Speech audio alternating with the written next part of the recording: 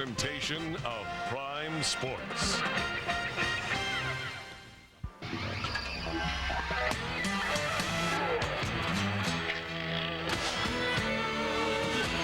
When the Aeros started the 7-game homestand, they hoped to get back in the hunt in the Central Division. But a 1-2 start dampened the spirits until last night. A lively disco night crowd saw Houston come back from a 5-2 deficit to force a shootout that the Aeros won. Hey, don't fight the feeling. Aeros hockey is next on Prime Sports.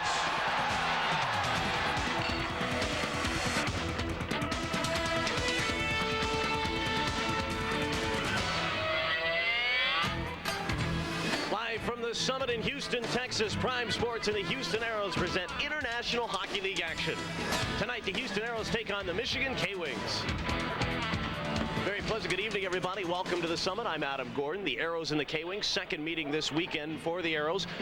Big win last night, 6-5 in a shootout, coming back from a 5-2 deficit. And let's take a look at the standings in the Central Division. 5-9, still in the cellar, but only 3 points back of the Orlando Solar Bears, who lost in a shootout last night. Bringing my broadcast partner, Mike Greenland. What a tremendous hockey game. And I'll tell you, it was one big line that really did a lot of the damage, led by the newcomer, Mark Lamb. Well, I don't know what it is about this city, but they keep attracting good players, and Mark Lamb is one of those. He's a good centerman, a good two-way player, and I talked to him after the game. He said he didn't feel well out there, but he sure looked good, and he was up and down that ice, so I can't wait till he really gets his legs. It's a terrific line for Mark Lamb. He's got Al Conroy on the right side, but he's got another guy that's been playing some terrific hockey as of late, and that's Mike Yeo.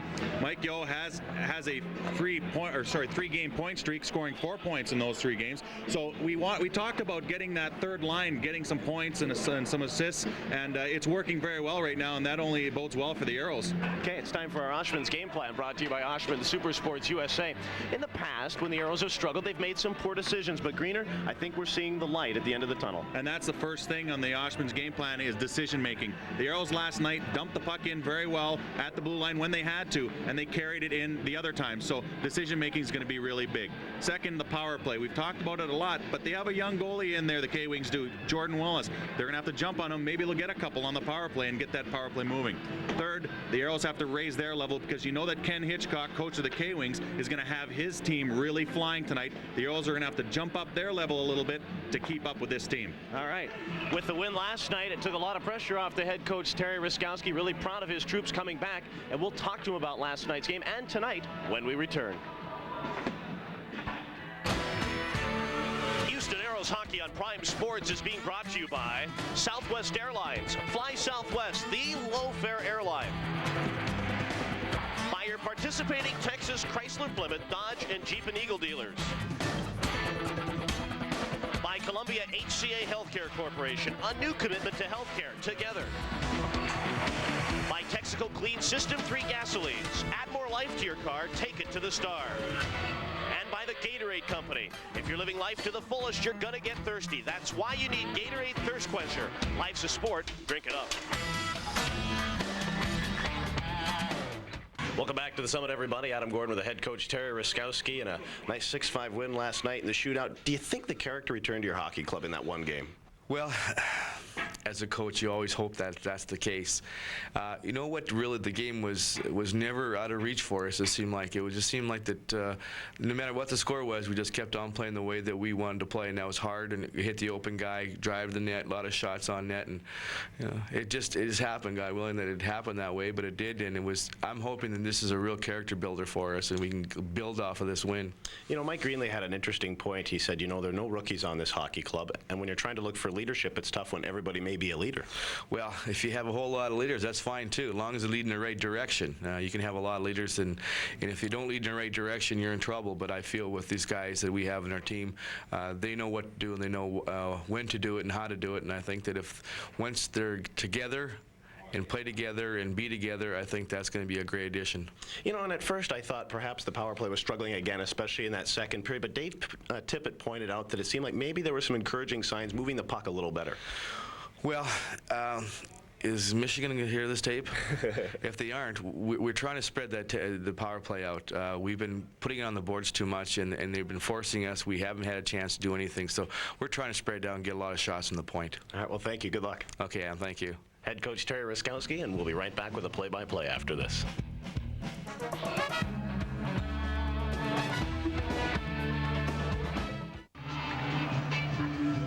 Welcome back to the Summit. Adam Gord along with Mike Greenlay. We're set for the Aeros and the Michigan K-Wings. The Aeros 6-5 winners last night, and let's move through the starting lineups brought to you by Southwest Airlines. First for the Michigan K-Wings, Mark Lawrence, Derek Smith, Neil Brady with Brad Berry, Colin Bowen in goal, Jordan Willis, 10th round draft pick of the Dallas Stars, 243rd overall. And he's making just his second start of the year. For the Houston Aeros, it'll be the line of Mark Lamb, Mike Yeo, and Al Conroy with Steve Jakes, Mark Laniel defensively, and Troy Gamble, who came into the third period last night and played well, made all 7 saves that he had to, and was spectacular in the shootout. He starts tonight. Aeros move it right to left, dump the puck into the Michigan zone, dressed in their road blacks, trying to move the puck out of their zone. Colin Bowen chipped it out to center ice. It'll go back to the Aero line, chased down by Laniel. Off the boards near side for Lamb. He goes back into his own zone, and then it was pushed away. And Derek Smith trying to move it down low. It came to the near side. Aeros have got it. It is Laniel off the board. He's pounded in there as the Wings coming in now, trying to fight for a loose puck. Derek Smith, team captain for the Michigan Wings, and it was turned over, and the Aeros come away. It is Al Conroy, center ice, trying to bring the puck in. It's knocked free, and the Aeros are back at center. Mark Lamb for the Aeros makes his move across the line, hands it to Jakes. Quick pass for Conroy. Conroy trying to make his move around Brad Berry. He's trying to get through some lumber as well. Somebody's broken their stick. In fact, by the looks of it, it's not lumber. I think it's aluminum. And the K-Wings bring it ahead. Millen, but a nice defensive play by Jakes to swat that out of there. Here's Conroy, but that is offsides with a minute gone in the first. And a scoreless hockey game. And before tonight's game, Scott Arniel is officially playing in his 1,000th professional game, and Chuck Watson handing Scott Arniel a fine commemorative plaque and jersey. Well, Adam, I hope that he also gets his 600th point of his professional career in this 1,000th game. That would put 2 nice commemorative, or two nice milestones out of his way, and he could go on. So far this year, he has 6 goals and 4 assists, but he hasn't scored since the Las Vegas series. I think he got an assist in that one. So it'd be nice to see him jump out and get a couple points tonight. 1,000 professional games. Not many people can say that. Puck is shot into the Aero end, and it's Miles O'Connor rolls one to Arniel. Arnie bringing it up and out of the zone. Quick pass to Freer. 2-on-2 over to Slivchenko. Slivy across the line. Pulls up now. Cuts into the slot. Dropped it for Pack cutting in, but it was pushed away by Corey Millen. Aeros fighting for it. It's Mark Freer wrapped up behind the net, trying to center it. Coming into Slivchenko. Picks it out. Base of the left circle. Slivchenko trying to cut in. Banked it back to the line. O'Connor down low for Freer. Trying to cut in there. McLeod jammed it away. Slivchenko rolled it over to Arniel. Trying to slice out. He's got the shot. Beat saved by Jordan Willis. And the puck is turned around. Out to center ice. It's Jim Storm across the line. Storm dropped it back. Millen trying to cut in. And the shot will dribble down to Troy Gamble, and he will hold on. So Scott Arniel and Mark Freer and Vadim Slivchenko doing a fine job in behind the net, and nearly got a great scoring, and they actually did get a good scoring opportunity, and nearly got one by Jordan Willis. But you're looking at Troy Gamble, as we said, came in at a very good third period last night. He certainly did. He came in at the right time, and I think he really didn't have a lot of action, but what he brought to the team was a little stability in a time where they really needed it, and he stood up very well. And here's a scoring chance right away off the bat as Scott Arniel walks around and fires one low side, and Willis got his pad on it. We'll talk about how important early goals are in a little bit here. Face off left side of Gamble. Curtis Hunt's got it. Hunt behind the cage, trying to bump one ahead, and here come the Aeros. It is Paul DiPietro. Had a goal in last night's game, including a game-winning goal in the shootout. And that it does not count in your goal stats, but it does count in the wins if that's indeed what happened. And Paul DiPietro, very nice goal, and that's twice he's done it. The Las Vegas game, he did it just a week ago. Puck is in the Michigan zone. It's controlled by the K-Wings, and from behind the net, it's Sergei Gusev. Rolled one ahead for Daniel Marois. He had a couple of goals last night, and then he was upended. Jeff Mitchell takes over, and then he's upended. And play going on, and he's slow to get up. Here come the Aeros at center. McCrory across the line. Dropped it back, and the pass too hard. And here come the Michigan K-Wings. Jeff Mitchell through the neutral zone. Ripped it into Aero territory. In there after the puck for the K-Wings. Trying to push it away. It was Neil Brady, but the Aeros got it out to the line. Conroy, who's wrapped up, but he got it out at center ice. Our referee tonight is Greg Kimmerly, who called last night's game, and so far he's letting them play. Here's Neil Brady across the Aero line. Bumped by Jake. loose in the circles, and the Aeros come away with it. They'll scamper to center ice. Mark Lamb. Lamb trying to cut in down the left side. Lamb looking for the pass. Here's the shot. Great save by Willis. Puck loose in front, and the K-Wing can't clear. Puck came down low, and then one of the Aeros tripped up. It was Al Conroy, was knocked down by Mark Lawrence, and we take a timeout. No score in the hockey game. We'll be back with more Aeros hockey, but first, this word by Southwest Airlines. Welcome back to the Summit. No score, and right after the Steve Jake shot on goal, Al Conroy is tripped up by Mark Lawrence, and Mark Lawrence will sit in the box for 2 minutes for tripping, and the power play for the Aeros, as we talked about. Let's see how good it has become. Well, and Dave Tippett talked about this line of Freer, Arneal, and Conroy. They showed signs of improvement last night. We'll see if it continues here. They moved the puck well, but just couldn't get that one pass to set it up for a scoring opportunity. Mark Lamb sends one into the slot, tipped away by the K-Wings, and they'll move it up the board, not out. Back is Colin Bauer, spins it behind the net, and the K-Wings chip it high in the air, and it'll go up and out of play. Coming into tonight's game, the Aeros just one goal in their last 51 power plays at home. And you look at some of the penalty killers out there. You have guys like Boyer, and of course Corey Millen, who's very effective on the penalty kill. He's small. He really can wheel the puck, and he's a fast skater. You know, a lot of times he'll take the puck. He won't even dump it down the ice. He'll turn around and he'll just skate it back in his own zone and wheel it around to his players and finally get it down the ice. So he's a very effective penalty killer. That's why the Aeros are going to have to move the puck around as best they can around the perimeter until they can fire someone in there or get a shot in there and maybe a rebound or something. Face off left side of Jordan Willis. Freer trying to win the draw from Corey Millen, does so. Kicked it back to Lamb. Right point shot blocked. It's loose in between the circles. Millen trying to chop at it. He and Freer battle for the puck. Freer in the corner. Hooked it along the board to the far side. Arneal waiting at the hash marks. He's drilled by Boyer, but the Aeros keep it in. Lamb, top of the slot for O'Connor. Left point. Wide. Shoots deflected, and Willis got a stick on it. That's a tough save for Jordan Willis. Puck midair, fluttering around. Now the K-Wings turning. Barry hard off the glass, and it goes all the way down into the Aero zone, and O'Connor's got to hustle back as Zach Boyer comes in. He's got a pass in front. He had Corey Millen, who came down, and the pass was knocked free. And now we got Mark Lamb and Corey Millen looking at each other. Play going on. Puck comes in. Here's Al Conroy trying to feed Arneal. It came back to the line for Jim Pack. Picked it down for Arneal. Knocked away and hooked high in the air. And can they bat it out of there? No. Dan Kessa, kind of a weak batting attempt. And here's a chance. Arneal to the line. Pack. He winds. He shoots. Right on Willis. Save the rebound. Oh, and it was tipped away. Oh, man. The Aeros couldn't quite jump on the rebound. Jimmy Pack pulling up on the right side. Top of the slot. Laniel. He lets the shot go. It was blocked and back to the line. Laniel. 40 seconds on the power play. And I'll tell you what, this is the best it's looked in a while. The Aeros really moving it well, but finally it's turned down the ice by the Michigan K-Wings. That is very good idea there by Jim Pack. He was the last guy at the point. What he did is he wound up and shot it, and it created something in front. Good idea to keep shooting it at him. Jim Pack through the neutral zone, past Slivchenko across the line. High shot deflected away. Knocked down DiPietro looking for Slivchenko.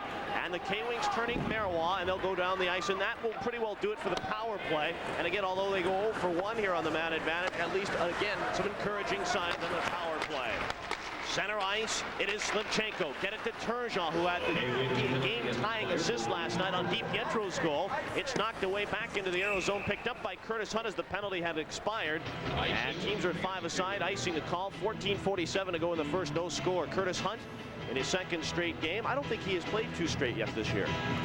He hasn't seen a lot of action, but when he has, he's played very well. And going back to what we were talking about earlier about early goals, you look at last night's game when the Aeros scored the first goal in the first period early. They controlled the period. The K-Wings scored really early in the second period. They dominated that period, and then the Aeros scored early in the third, and they dominated that period. So an early goal here by either team could be really effective in getting their team going. Face off left side of Jordan Willis.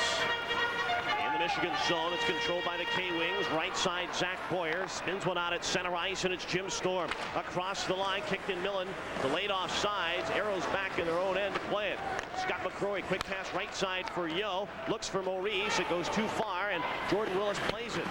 That negated the icing. Yo fighting for it along the far side. McCrory digs it out, hammered it back down low, and Shane Peacock is there. Peacock jammed it over to Jim Storm in a battle with Yo. And here's McCrory to the line for Valamon. Winds with a shot and a stick save made by Willis. Curtis Hunt left point. Trying to chip it down for Yo. Picked up McCrory. Centered the shot. Oh, what a great left pad save save made by Jordan Willis as Maurice trying to sneak one in there. But Willis with a left-hand save. He'll hold on with 6 minutes gone in the first, no score. And a good job by that third line again, Adam. We talked about them needing to get some goals, and they have in their last few games. A good pass out front. Maurice one-times it, but Willis was strong on the pad there as he covers it up afterwards. A good job by that line working low down in the corner. Ken Hitchcock, the head coach of the Michigan K-Wings. This is a guy I happen to know when he was the head coach of the Kamloops Blazers in juniors, and he was a very, very heavy individual. This man has lost 150 pounds in, I believe, 6 months, folks. And he looks terrific right now, and in talking with him, he's going to lose more. He's trying to get, I think, about another 50 to 75 pounds off more. He has done an outstanding job, and he looks terrific. And as far as I'm concerned, I'd put him in the top 2 or 3 coaches in the IHL. He definitely is a good coach, and you'll see a lot of him in the future. Puck shot right on, and Jordan Willis made the save. And the puck held in. Here is Turgeon. Couldn't get a good shot. It was a bouncing puck. And it's chipped away by Dennis Smith over to the far side. And Gusev trying to clear it. It's out at center. Well, we've got 13:48 to go in this first period. And the Aeros with all kinds of jump. They look good in the early going of this hockey game. Left side, Laniel takes a bump from Kessa. McCrory at center, a former Kalamazoo wing. Of course, came over last year. He played a little bit with Kalamazoo, and then was picked up by Pete Deneen about the same time they got Mark Laniel right into that stretch run to the playoffs. And we've got another penalty coming up. This one, though, I think, is coming to the Houston Aeros as one of the wings shaken up, and DiPietro got in there, and I think it was just an accident. I think they got tied up here as DiPietro's in there talking to him. Well, I think what happened is they cut around behind the net, and DiPietro trying to get around the net, and didn't want to run into the net. He had to push his way through there a little bit, and I'm not sure what player it is. It looks like Smith laying down on the ice there, and he got run into the boards pretty hard, and he fell right to the ice.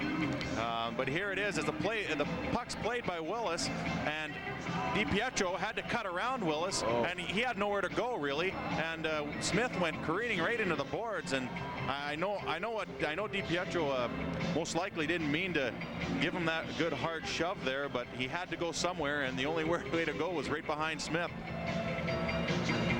Yeah, Paul DiPietro went right up to him too, was talking to him, making sure he was all right. But you don't see that a lot in hockey, where whether a guy means it or not, going up and making sure the guy's all right. Well, in that situation, it's such a dangerous situation. I mean, there's been players paralyzed running into the boards in that manner. That's why, and that's where that hitting from the behind rule comes in. They don't want anybody getting hurt in that manner, and so DiPietro will sit in the box. It's one of those penalties that just happens, and I can't really call it a bad penalty. DiPietro really had nowhere to go, as he either had to run into Willis or run into Smith, and he chose, I guess, the lesser of two evils there, and ran into Smith and takes a penalty. But we'll have to see how the Aeros penalty kill does right now, as I believe the K-Wings are third in the league right now at 22.2%. So they have a very effective power play. Puck brought into the Aero zone, but quickly turned around by Freer. Aero penalty killing was outstanding last night, killing off all the Michigan power plays. I knew I was going to start to say Kalamazoo. It is Shane Peacock. Sends one out the center for Jim Storm across the line to the left side. Chipped away, but it's held in by Corey Millen. It came down low and centered, and it was a pass that missed everybody, including Pat McLeod. It goes right back down the ice. Aero penalty killing still dead last in the IHL at 74%, but with some life, as O'Connor takes it for Houston and shoots it right back down into the Michigan zone. Power play down to a minute 15. Al Conroy into forecheck and wreak a little havoc. Shane Peacock, leading scorer amongst defensemen for the Michigan K-Wings, pushes the puck ahead for Mark Lawrence. Bumped by O'Connor. They fight for the loose puck in the corner, and I think O'Connor's going to get nailed for an obstruction penalty here. I think the K-Wings are going to get a two-man advantage. Puck to the line. It comes to Shane Peacock. Peacock, top of the slot. The shot right on. Gamble stopped it. Rebound in front. We'll get the whistle. And we will get a holding minor to Miles O'Connor, and the Aeros are going to be down for 2 men for 53 seconds. And you don't want to be taking a penalty of that nature. I guess the Aeros are trying to be a lot more aggressive on their penalty kill, but I guess you have to draw the line somewhere. You know what? A lot of players think that oh, we're already on the penalty kill, so if no matter what I do, the referee won't call it, because he wouldn't dare leave us 2 men short. But a referee sees something like that, he's going to call it. And Miles, a good job there, but he just gets a little too aggressive, and he holds up the K-Wing player on the boards. and therefore he'll sit for 2 minutes for holding. And Terry, who's going to try and tell his team what to do on this one. Obviously, there's 3 players. There's going to be a triangle instead of a box in front, and that triangle is going to try and rotate. You'll probably see one guy up top trying to move back and forth in between the point men, and then they'll rotate if they have to. Off the face-off. It's controlled by Michigan. Puck came down. The shot. Great save by Gamble. Holy smokes, a left pad save and a beauty. Puck came back to the line. It is Millen trying to cut it down to the left side. Pat McLeod, one of the hardest shots in the eye, gives it over to Millen. Takes the shot, jammed it down, looking in front. Aeros, can they get it out of the zone? No. Millen gathered it in at the hash marks. Forecheck by Conroy. Millen on top of the slot to the left side for McLeod. It's down in front. The shot. Gamble with the stick save. And the puck back to the line. Millen winding, shooting, hammered it wide of the net. And the puck is jabbed away. 15 seconds remaining in the 2-man advantage. McLeod rolling right side. Millen back to McLeod in the slot. Wine shoots. Stopped by Gamble. And the puck goes out of play. Troy Gamble with some outstanding work in front of the net. And the Aeros have 9 seconds left in the DiPietro minor and 1:16 left in the O'Connor minor. Well, I tell you what, Troy Gamble makes a couple unbelievable saves. The first one coming up on the back door. Watch his toe on this one.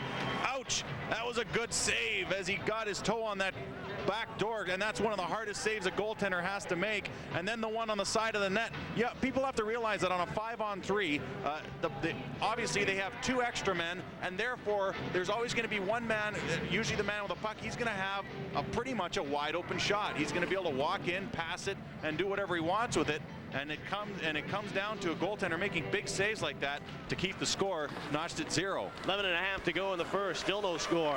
It is Millen, top of the slot for Michigan. Jammed it down. Here's a one-time shot. Gamble with a left pad save. Oh, does he look sharp? First penalty over to DiPietro. 5-on-4 for another minute 5. Puck is in the Aero zone. Turned around by DiPietro. Chipped out to center ice, but the K-Wings are back. Dennis Smith to his own blue line. Turn it over. DiPietro shooting. And a stick save made by Jordan Willis. Paul DiPietro trying to move it down, battle in the corner, and it's turned around, and here come the K-Wings. Millen at center, trying to shoot one in. It was pushed away by Jakes. Aeros back in their own zone, and it's hammered down the ice by Jim Pack. Outstanding penalty killing for the Aeros here with 35 seconds left in the Miles O'Connor penalty. Although the penalty kill is last in the league right now, if they keep doing this, it's going to climb really quick. Doesn't take much.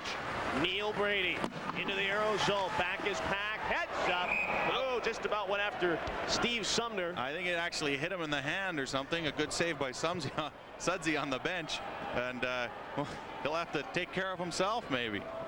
I don't know what Terry's pleading. I think he's thinking the puck might have been deflected, but I don't know if it was. Yeah, I think it was on end and it floated up into the bench. But you know, sometimes it doesn't help to complain no matter what, because the ref will say, hey, oh, maybe it was deflected, and put it right back outside the zone. As we have 23 seconds left in the Miles O'Connor penalty. There you have Carl Valamon, who we spoke with yesterday in the first intermission, I believe, and he's done a very good job for the Aeros on his 25-game tryout. He might be finding himself a spot on this team, Adam. Face-off left side of Gamble. Don't forget, in the bullpens, Gord Krupke about 3 weeks out with his shoulder, maybe even sooner. Hunt trying to get it to the line, not out, held in. Michigan still on the power play for another 15 seconds. Down left side, Jim Storm pushed by Valamon, and here's Curtis Hunt hard off the glass, and that'll go all the way down the ice, and that'll do it for the Michigan power play. That should give the Aeros a little bit of a boost. Shane Peacock in his own zone, turnaround for Michigan. Down to Sergei Gusev and neutral, knocked away by Freer. Back is Curtis Hunt. Hunt in his own zone. Lead pass for Freer. Busting down the right side. Freer pulls up. Freer dropped it for Valamon. And it came into the near corner. Kessa. And Kessa passed to center ice for Mark Lawrence. Barreling down the right side across the line. Trying to get around Mark Lamb. Went behind the cage. Here is Lawrence. Stayed with stride for stride by O'Connor. We got a whistle as the net has become dislodged. We take time out. 9:46 to go in the first. We'll be right back. There's no score. No score at the Summit, and everybody thinks that just the players have to be agile and nimble. Well, referees sometimes have to as well, as this puck's careened out, and there you have the referee jumping over the puck. So both linesmen and referees have to get out of the way of some of those sometimes. And it's funny how the game has changed, because in the old days, the glass along the sides used to be where they could just grab on the top of the glass and pull themselves up. Now it's so high. Yes, I think it's 6 or 8 feet I think it's 6-footers now on the sides and 10 or 12-footers on the ends. I'm not exactly sure the glass dimensions at the summit. I'll get right on that for you, folks. Puck is at center ice. I'll email it to you. Puck is shot into the Aero end, and Jim Pack is there. He'll blast it off the boards. Not out of the zone. Kessa held it in, but he's wrestled off the puck by O'Connor. And there's Conroy trying to kick and dig and grind it out of the scrum. Lamb having a look at it. And the puck is hammered right back in by Brad Berry. Out of the net, it's Troy Gamble.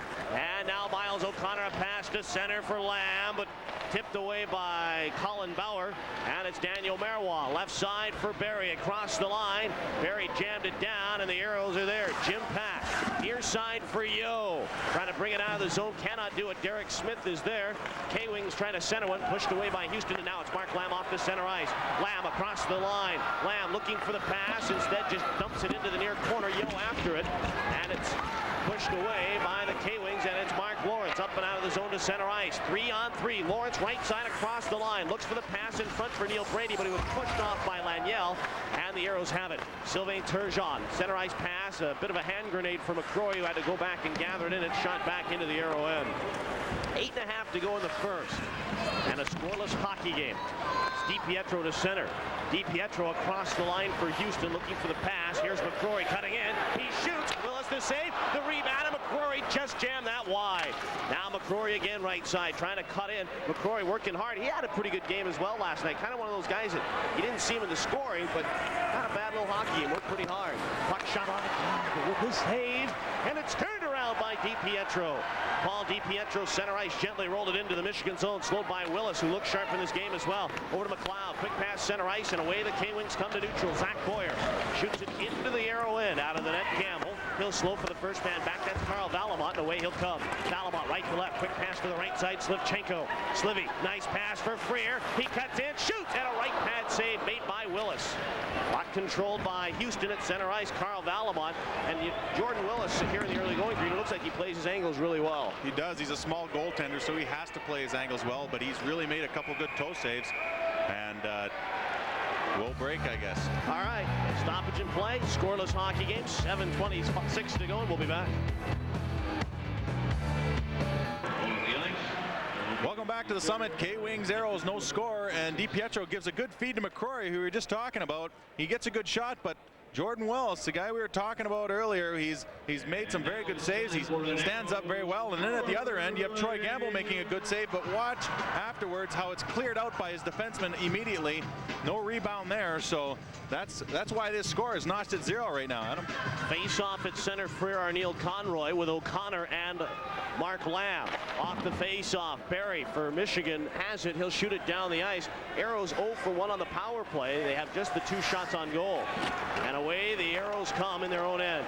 Miles O'Connor pass for Lamb, and O'Connor can't corral it, and Arneil will regroup at center ice. Here comes Al Conroy speeding into the zone, left side Lamb.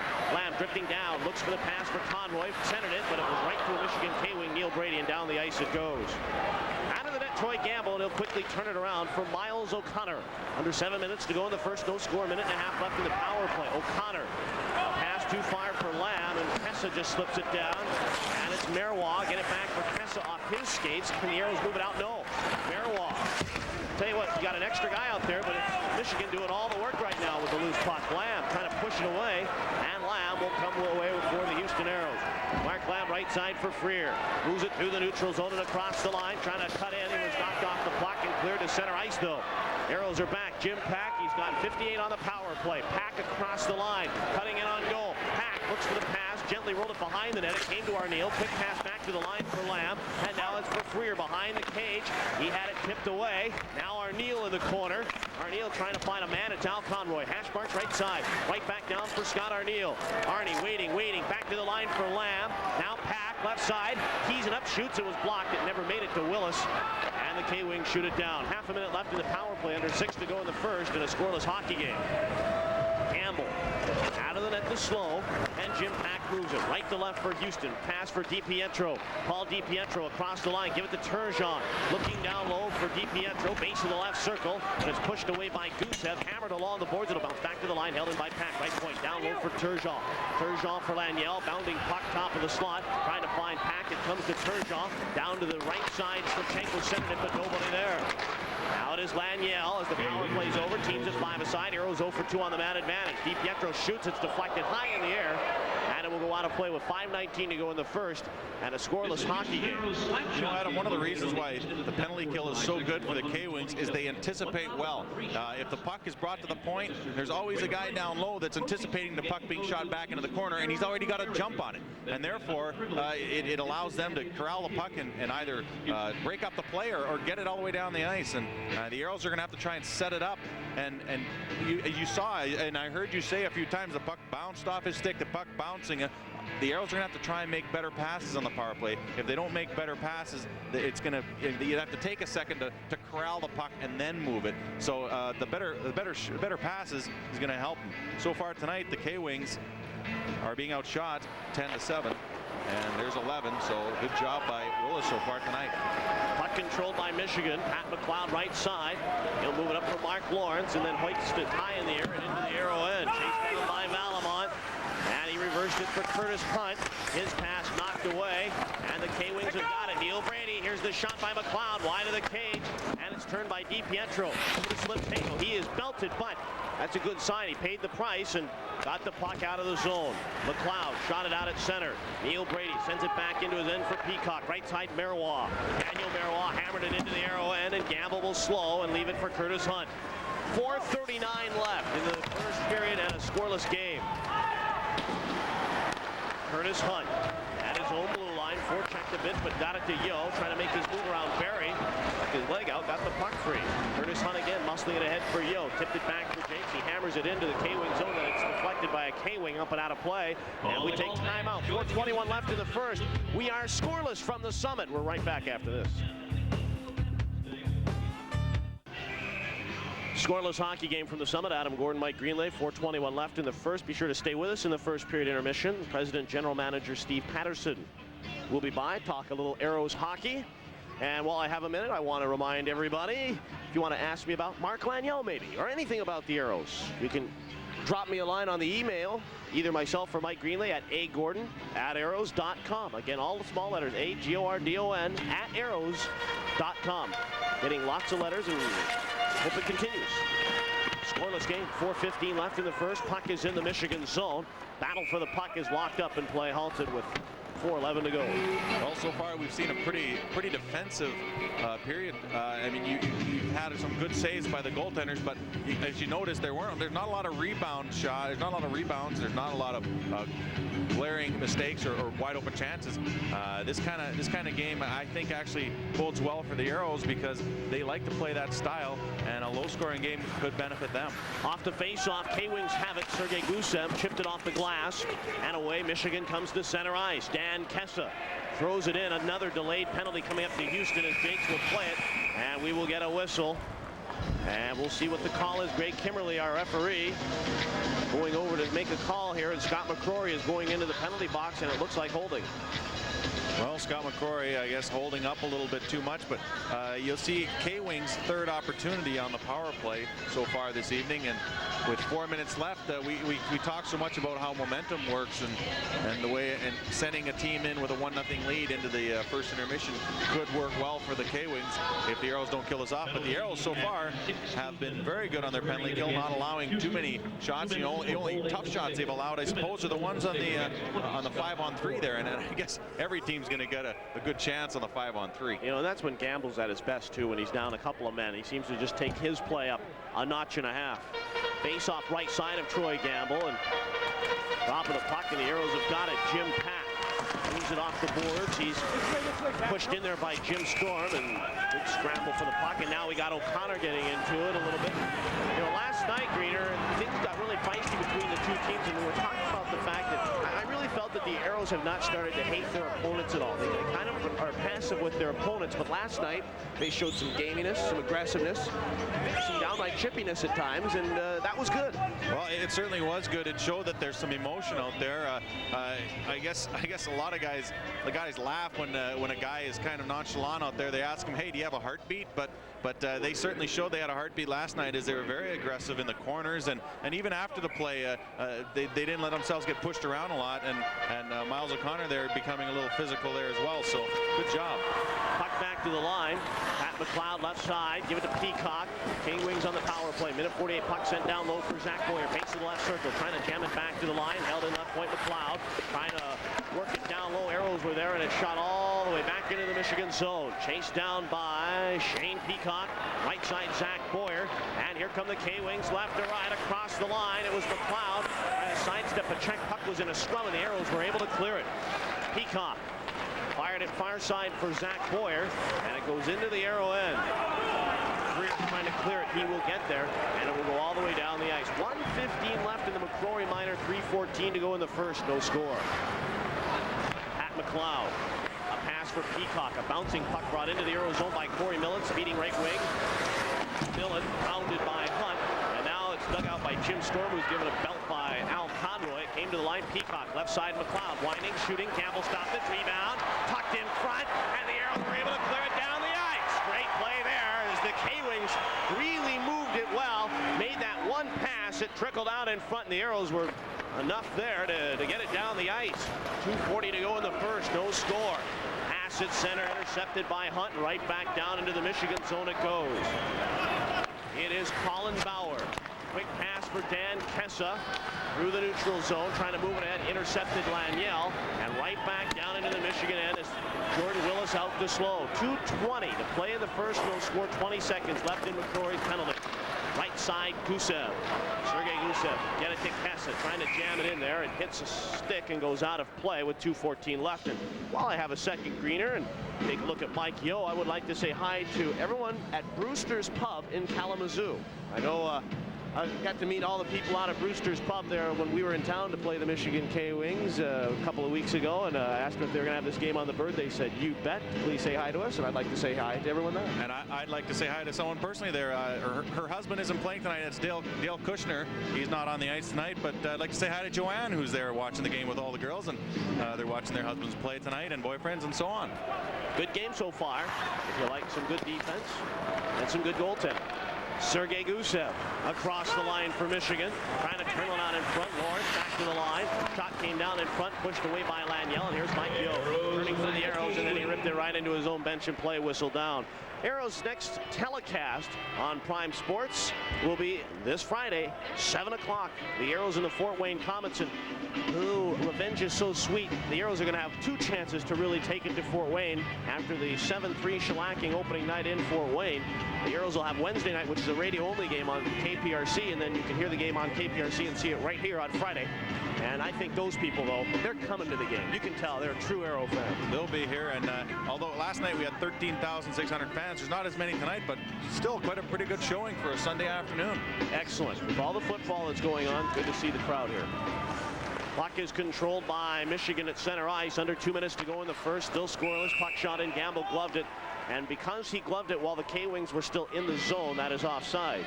Yeah, to just recap that rule, if the team's offside and the puck's dumped on net, it's blown immediately and take it all the way down to the other end. Of course, if it's not touched by the goaltender, then it just becomes delayed offside, and they have a chance to get back in and get onside. Ken Hitchcock, he spent his time in the juniors with the Kamloops Blazer organization, made one trip to the Memorial Cup, had an outstanding team, but never amounted to much. In fact, I don't think they even won a game in that tournament, but then was an assistant with the Philadelphia Flyers, but has found himself a home in Kalamazoo coaching the K-Wings. It's Mark Lawrence off the draw. Pass center ice for Neil Brady, and he'll drop it for Paul DiPietro.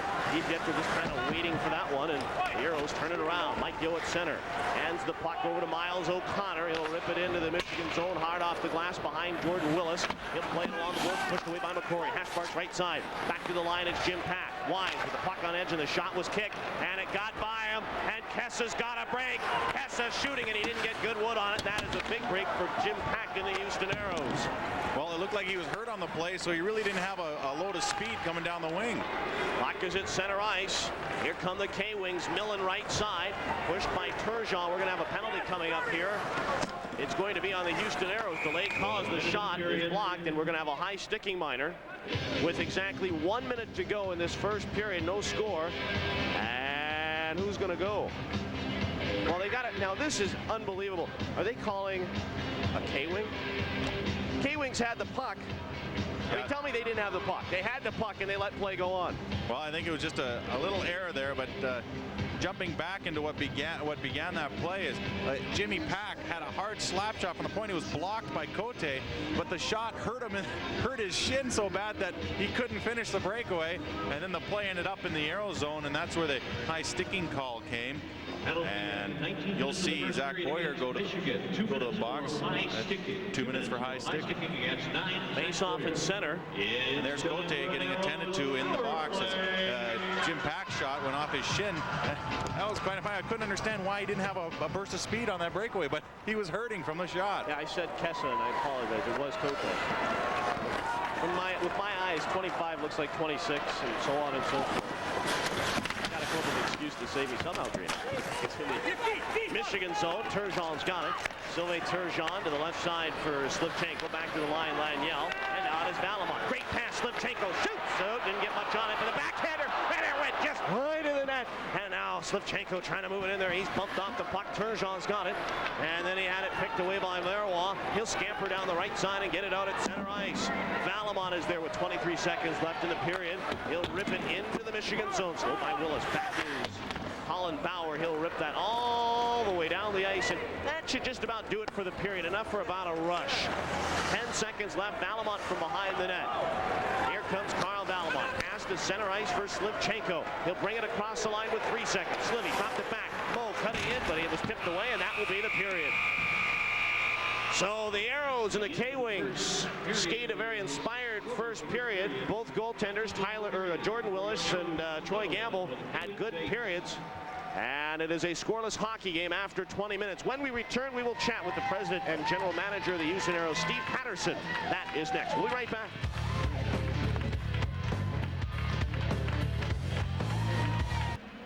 Welcome back to the Summit, everybody. Adam Gordon with you. A scoreless hockey game, and I bring in the president and general manager of the Houston Aeros, Steve Patterson. And, you know, we haven't had a chance to talk to you much this year. This hockey team got off to a slow start, but, you know, the thing is I wanted to ask you, last year we were talking a little bit about your hockey knowledge, and you were trying to learn bits and pieces, but right now you're picking it up faster than anybody I know. Well, I try, Adam. I got some good guys to learn from with Pete Deneen and Tara Ruskowski here, and you guys. And it's really been a lot of enjoyment for me and the rest of the family to get into a new game, get into a new business, and you know, try to explore the game of hockey. It's a great spectator sport. You get you in here once, boy, and you're hooked. Oh yeah, and let's just put the 6-game start out of here. Let's talk about as of late this hockey team. What do you think? Well, I think we've played pretty well since then. Actually, we had a great comeback last night, down 5-2. Came back and won in a shootout. We basically won 5 out of 7 since the first 0-6 start. We brought in a lot of new players. Pete's been working hard to upgrade the personnel on the club, and I think those guys are starting to blend. And hopefully by the end of this homestand, we'll be right around the 500 mark and then be able to go from there. And you talk about the crowds, and last night was spectacular. You know, the funny thing I thought about the crowd was the team was down 5-2 after 2, and yet I didn't think anybody got down. They had a good time, and then, boy, they were treated to an outstanding third period. Yeah, you're right, Adam. I mean, we try to bring a lot of entertainment to the fans. We had Casey and the Sunshine Band here last night. Of course, we got former President George Bush will be up coming this weekend on Friday with Veterans Night. But we try to put on an entertaining product every night. The fans have been great. They've really embraced the club and embraced all the players, and we're really happy about that. And they come out in droves. We're second in the league in attendance right now, even with the slow start we've had. You know, and this club has done a tremendous job marketing, and sometimes when I think about it, it almost seems like it's no-brain marketing. You just do the simple stuff. Well, we try to provide good value for the folks. Of course, we opened the Final Score store here in the Summit, so the fans have more opportunities to purchase some of the really popular merchandise we've had. And we go out there and we try to get folks in here, families in here. You know, a lot of sports is stuff for people to afford to bring the whole family, but not to an Aeros game. All right, now the big story. If you have not heard, you'd have to be in a cave if you've not heard the IHL All-Star Game coming to Houston. Has it kept you hopping? Oh yeah, it's been a lot of fun putting it together. You know, we got the All-Star Friday night with Bruce Hornsby is going to be the concert after the Legends game. We'll have the former championship Aeros teams from the 70s here. A lot of the old-timers playing against the 1980 Olympic team on Friday night. Then, of course, the All-Star game on Saturday night. And throughout the weekend, we'll have what we call Ice Fest down at the George R. Brown Convention Center in conjunction with the Southwest Collectors Show. And Gordie Howe will be down there for autographs along with a lot of great other athletes throughout the whole weekend. So it's going to be a great weekend of entertainment. And then just in wrapping, I want to talk talk about the state of the league. I mean, Quebec looks like they're going to be in. What are your thoughts of the league? How are things going in expansion and all that? We've had tremendous growth around the league. We're now in like 16 of the top 30 U.S. media markets. This basically 5 years ago was a plus league in the Midwest, but we're looking at expanding into Quebec next year. Also, Grand Rapids will be joining the league. We could possibly be in Winnipeg next year. So it's a growing league. It's a healthy league. We're really excited about the direction that Bob Ufer's taken this league in. Thanks for your time. Thanks. Great to be here, Adam. Steve Patterson, President and General Manager of the Houston Aeros. It's a scoreless hockey game, and Mike and I will have more right after this.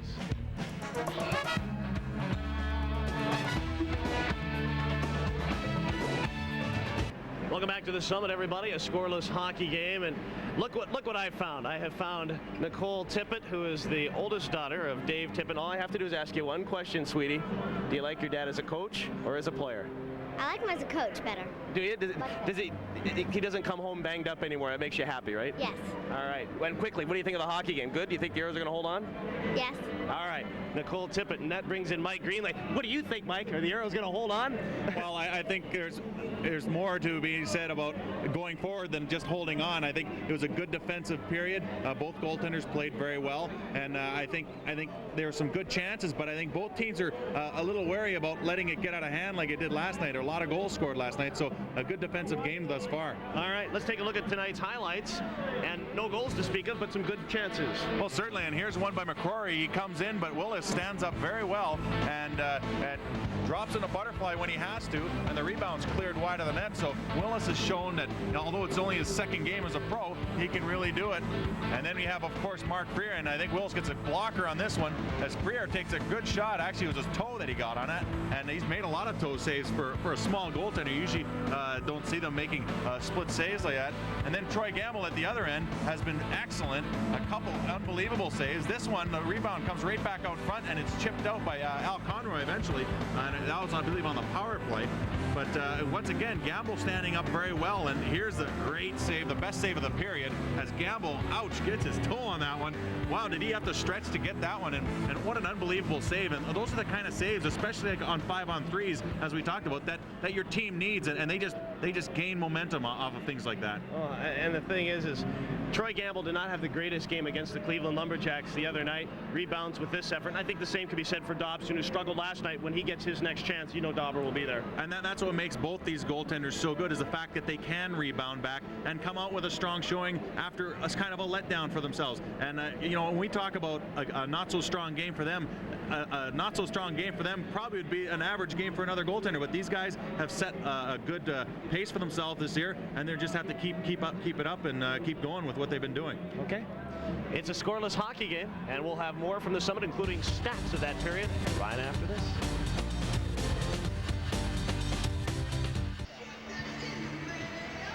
Along with Mike Greenley, Adam Gordon with you in the Summit after a period of action. K-Wings 0, Aeros 0, and let's take a look at the first period stats. They're brought to you by your local Texas Chrysler Plymouth dealers. All right, let's go over all the goals. Okay, now shots on goal. 12-8, the Aeros out shooting the Michigan K-Wings. Power plays, the K-Wings 0 for 3, the Aeros 0 for 2, but I believe they've got a minute remaining on their third power play when we start the second period. Face-offs 11-7 in favor of the Michigan K-Wings. Penalties, each team 3 for 6 minutes. And we were tracking in the first period, Greener, Mark Lamb's playing time, 7 minutes, 19 seconds. Not quite half, but that's not bad considering the first time they were down 2 men. He's not going to play in a situation like that until he gets more familiar with his surroundings. So a lot of ice time. Well, yeah, he did get a lot of ice time, but you'll see him get more ice time, as you said. Once he gets his legs, once he gets back into game-playing shape, you'll see him a lot more. All right, it's a scoreless hockey game. We'll be back right after this.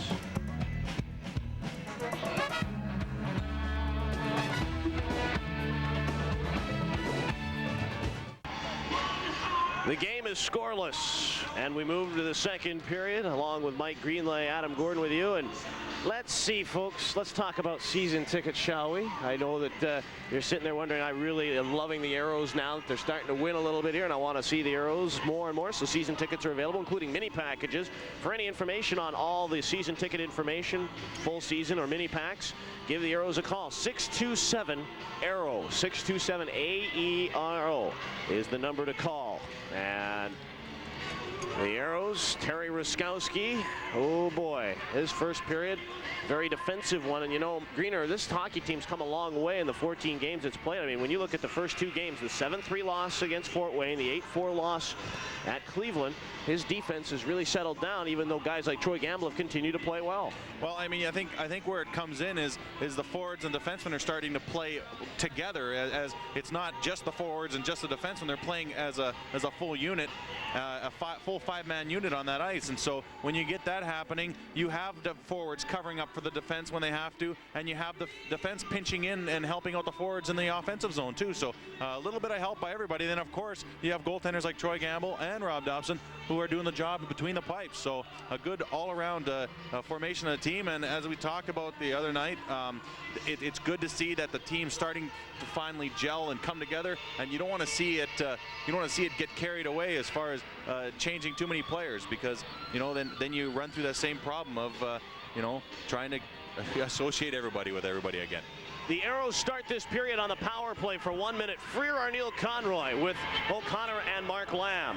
Drop of the puck, and the Aeros have got it. Lamb in his own end, a pass to center for Freer. He'll move it up and across the line, looking for Arneal. Tipped by Barry. In there is Freer. It came to Arneal, slipped it back to the line. Mark Lamb winds, fakes the shot. Here's O'Connor. Top of the slot, the shot ricocheted, and I think hit skates and cleared by the K-Wings to the line and all the way down the ice. 35 seconds remaining in the Zach Boyer penalty, and we're half a minute into the second period. No score. It is Arneal. Turns one out for Freer, busting down the right side across the line without Conroy. Freer looking for the pass, instead dumps it in. It was pushed away by the K-Wings, and out to center they come. Dan Kessa at center, hits the line, shoots Gamble the stick save, and directs the rebound to the near side, and away the Aeros come. Arneal trying to turn it up ice. Kessa got in his way to interfere with him, and the puck is in, and now Freer's got a chance for Arneal. The shot, great save by Willis, and he will hold on. Jordan Willis, after that was kind of a mix-up play. You know, again, that's twice. It looked like Freer had a chance to shoot it, but he felt, hey, I'll give it to Scott Arneal, and Arnie made a good play on it, but Jordan Willis made a nice save. Well, it was actually a very good play by Freer, as Freer could have taken the shot, but he was in so close that he didn't have a very good angle on the play. So then Freer, what he does is he drops it back to Arneal, who has a wider angle. Here you see Freer intercepting the puck, and all he does is drop it back to Arneal. Arneal didn't get good wood on that one just because the puck was on edge. And you have a closer angle at it, as Freer, like I said, was in really close, and by dropping it back to Arneal, he had to change the angle on the goaltender. The goaltender made a very good save on that. Dennis Smith made a good play too, the defenseman for Michigan, getting down after he let Freer go. He went down and slid in front, didn't leave Arnie much to shoot at. Off the face-off, Turgeon back to the line. Jakes a shot deflected. Willis, and he'll hold on as that thing kind of rose up on him like a bad stock, and he held on to it and says, all right, I got it. With 18:50 to go in the second, no score. Willis did a good job there covering the front. Again, I think that puck was deflected right into his glove. I think he's very fortunate on that one, as it went off his pad and then he picked up the rebound off it, but he's doing a good job of covering low angles there. Is that the toughest thing for a goalie, when that thing slides down your pads and all that? Not so. It's the toughest thing is when it deflects like it just did. You don't know which way to react to it. Puck in the near corner, and the K-Wings trying to get it out of the zone. They do, and here come the K-Wings to center. Corey Millen across the line. This guy can fly, hits the brakes, jammed it down for Jim Storm, cuts behind the net, wrap around. Oh, and a great right pad save made by Gamble, and it's Scott McCrory to center ice, rink wide for Sylvain Turgeon, trying to get out of the Shane Peacock check, and away the K-Wings come to center, but it's intercepted by Houston, but turned around by Michigan. Turgeon had a chance, and now the K-Wings trying to advance it. Millen lost control, and Jim Storm comes across the Aero blue line. Shoots, stick save by Gamble. Now in the corner, Turgeon shoulders Boyer into the boards, and Jakes turns it around, shuffles it off the glass, batted down by Millen. Pumped along the boards by McCrory. Puck came to center ice. Shane Peacock trying to lob it ahead. It goes into Aero territory for Steve Jakes. Quick pass at center for Scott McCrory. Peacock, though, turns it around and into the Aero end. 2 minutes gone in the second, no score. Jakes nearly turned that over to Derek Smith, but McCrory came away at center ice for Mark Laniel. Dumped it into the crowd. You talk about smart dumping. That was one I think he got a little too much loft on. And Face-off comes to center ice. And that last one there, the Aeros getting out of a potentially dangerous situation as Derek Smith was almost there to intercept it, but the one that caused that potential turnover was Neil Brady, who broke into the zone, and he got that puck out really good. But of course, here is Gamble again standing up well, and he follows this puck across the crease with his stick, and he just kicks it aside. And you got to watch those the K-Wings. They like to jump out from behind the net, and that's a potentially dangerous play, but Gamble handled it very well. Puck into the Michigan zone, and it is Dennis Smith for the K-Wings. He'll play it from right to left. Aeros into forecheck. Maurice playing peekaboo with Dennis Smith, and the puck rolled to the far side. Here comes Michigan. It's over for Mark Lawrence, pushing out of the zone. Curtis Hunt chased it down to his own blue line and couldn't advance it. Mike Gill was back to ride into town and clear it out at center. Sergei Gusev takes a bump by Maurice. Gusev got it back at center ice. Nothing really to start here. The Aeros had one good chance. That's about it. Same with Michigan. They've got about one chance. Puck controlled by Houston in the Michigan zone. Al Conroy trying to center one, bumped by Lawrence. It came behind the net. Jordan Willis out of the net, and he flings it to the near side, and here come the K-Wings to center ice. Dan Kessa across the line with Derek Smith. Shoots! It was deflected by Curtis Hunt, then pumps his man into the board. Big solid check from Curtis Hunt. Now as Brad Berry turned it behind the net for Smith. He again lost an edge, crashed and burned behind the cage. Balamont in there, and they will cover up and hold on. Let's take time out. 16:34 to go in the second period. A scoreless hockey game. We'll be back after this, but first, this word from Southwest Airlines. Scoreless hockey game. Face off left side of Troy Gamble. 16:34 to go. Kessa against Mark Freer. Sticks down, drop the puck. Aeros win the draw. They've done a tremendous job on the face-off tonight. Much better than what we saw last night. Puck controlled. Here's Daniel Marois, top of the slot. The shot just going wide. It's Jeff Mitchell trying to hammer it behind for Kessa. He's belted. Puck came out in front, but swatted away, and Arneal will bang it out the center. And here comes Slivchenko with Freer. Slivy rolls it for Freer as he hits the line. Freer shoots, and a left pad save made by Willis. It came to the near side for a waiting Dan Kessa. Kessa to center ice. Got it into the Aeros zone, and O'Connor chased it down behind the net. Miles O'Connor having a little trouble with the puck, and it's pushed away by Marois, and they battle it out along the far boards, and it came back down behind the net, and Corey Millen's got it near side for Michigan. Centered, but Slivchenko tipped it away, and now Freer's got a 3-on-3. Freer to center. Pass from Jim Pack. He's in the right side. Shoots. Great save by Willis. He got a left pad on it. Now it is Freer in the corner. Freer centered it down low, but it was pushed for Colin Bauer, and away the K-Wings come. At neutral ice, it's Corey Millen, handed over to Jim Storm. Fired it into the arrow end, and Steve Jakes is there. And he'll just turn and get it to the line. Not out. Held in by Peacock. Down for Boyer. Trying to get it out in front for Storm. Here's the chance. The shot. Oh, my word. Troy Gamble. It's Millen time for Gamble. Robbing Corey Millen, and he'll hold on. Oh! Look what I found, Adam. What a save by Gamble. I don't think he'll ever forget that save as the puck's fed out front. Millen had all day, and Gamble comes across, and look at this one. Picks it out of the top corner. What a great save. We'll get a better look at it on this angle as the puck's passed across to Millen. Millen has to pull it back to his forehand. Gamble gets across. What a glove save, as Gamble's been stellar tonight. I'm going to buy that guy an ice-cold Millen genuine draft for that one. Great drop from Gamble, and he'll hold on in a face-off left side. K-Wings have got it. Down into the corner, Brady, belted by Jakes. DiPietro turned Turgeon, not out. Held right point, came down low, intercepted Jakes, and away he'll come. Steve Jakes past Turgeon, rink wide for McCrory, across the line with DiPietro. McCrory looks in front, hit by McLeod, puck came into Willis. He will cover up and hold on with 5 minutes gone in the second period, no score.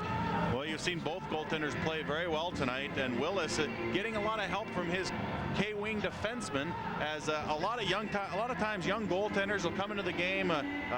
It's only his second pro game, and what you've seen is a good job by the K-wing defenseman. A lot of times the defenseman will give him extra help because they know that he's young and that he's not playing like a youngster. He's playing very well, standing up and covering the rebounds.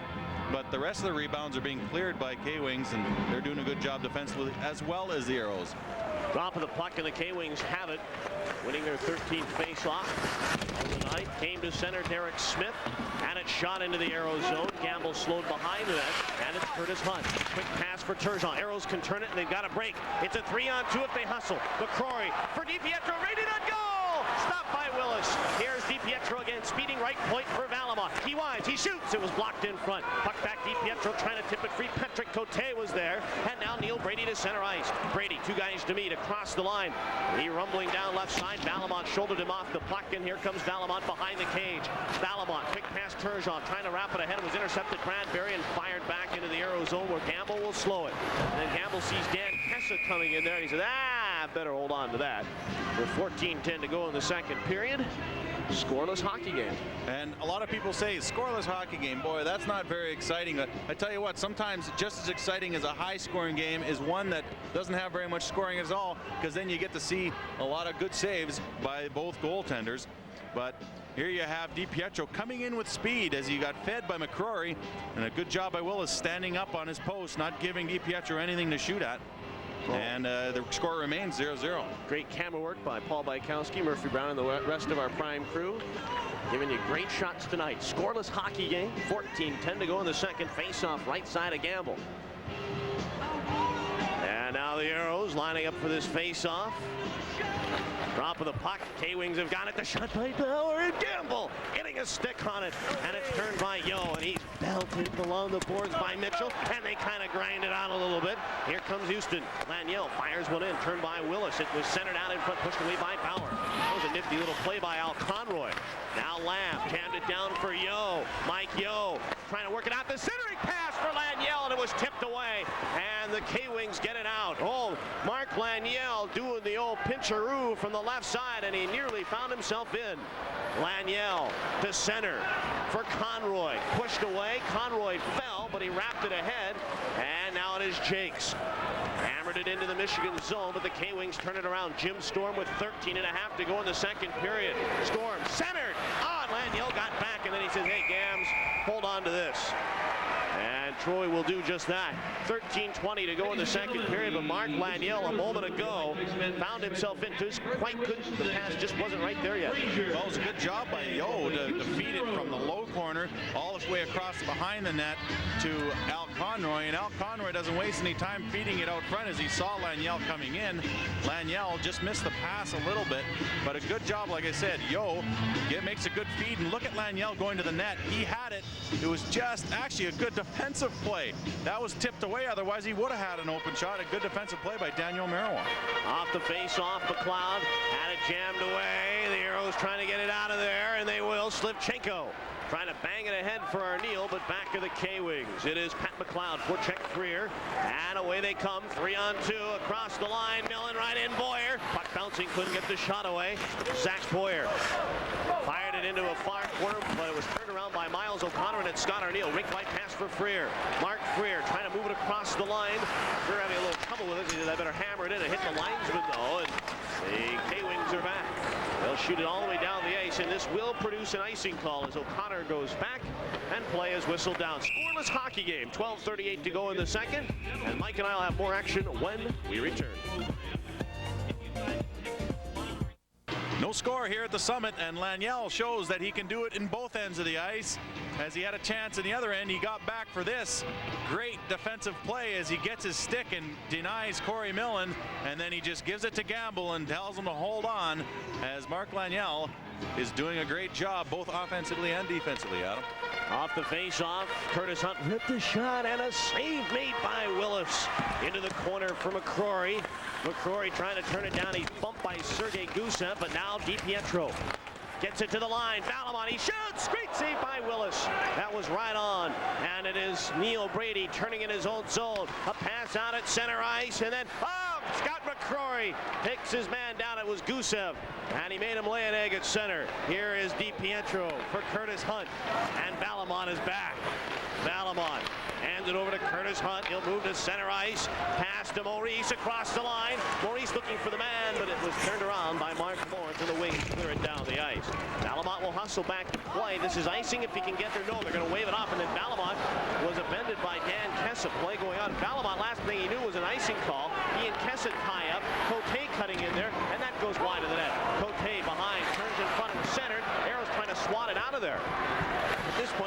just need an icing call. Cote comes ripping in there and gives Curtis Hunt a bit of a bump. Now Houston at center. It is Mike Maurice to Scott McCrory. He was bumped by Patrick Cote, and then Cote took a little bit of a spill. Play halted with 11:27 to go, and a scoreless game. Patrick Cote not afraid to go with anybody. And you'll see guys milling around a little more after plays as this game goes on. Of course, a 0-0 game. The tighter a game is at the beginning, it even gets tighter later on, and guys start really taking a few shots at each other, really trying to deny each other any kind of opportunities. But a good job by Valamont here as he blasts one, and good save by Willis as he gets over in time. And then there again, there's the K-wing defenseman ready to jump on that. But a good play by DiPietro to feed Valamont, who has played so far this year.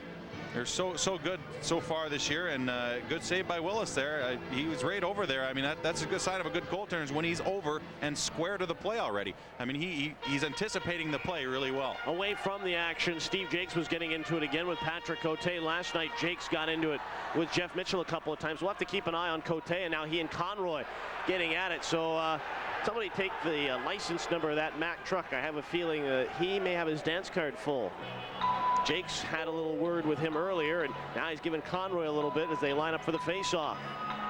Sticks down Lamb, trying to win the draw, and he does. It bumped back over to Jakes. Now he's going after Jakes. They look at each other. They're going to go. They still look at each other. Cote wants him to go, and Jakes won't do it. Puck down low. It's picked up by the K-Wings and shot out at center ice. We'll keep an eye on Jakes and Cote away from the puck.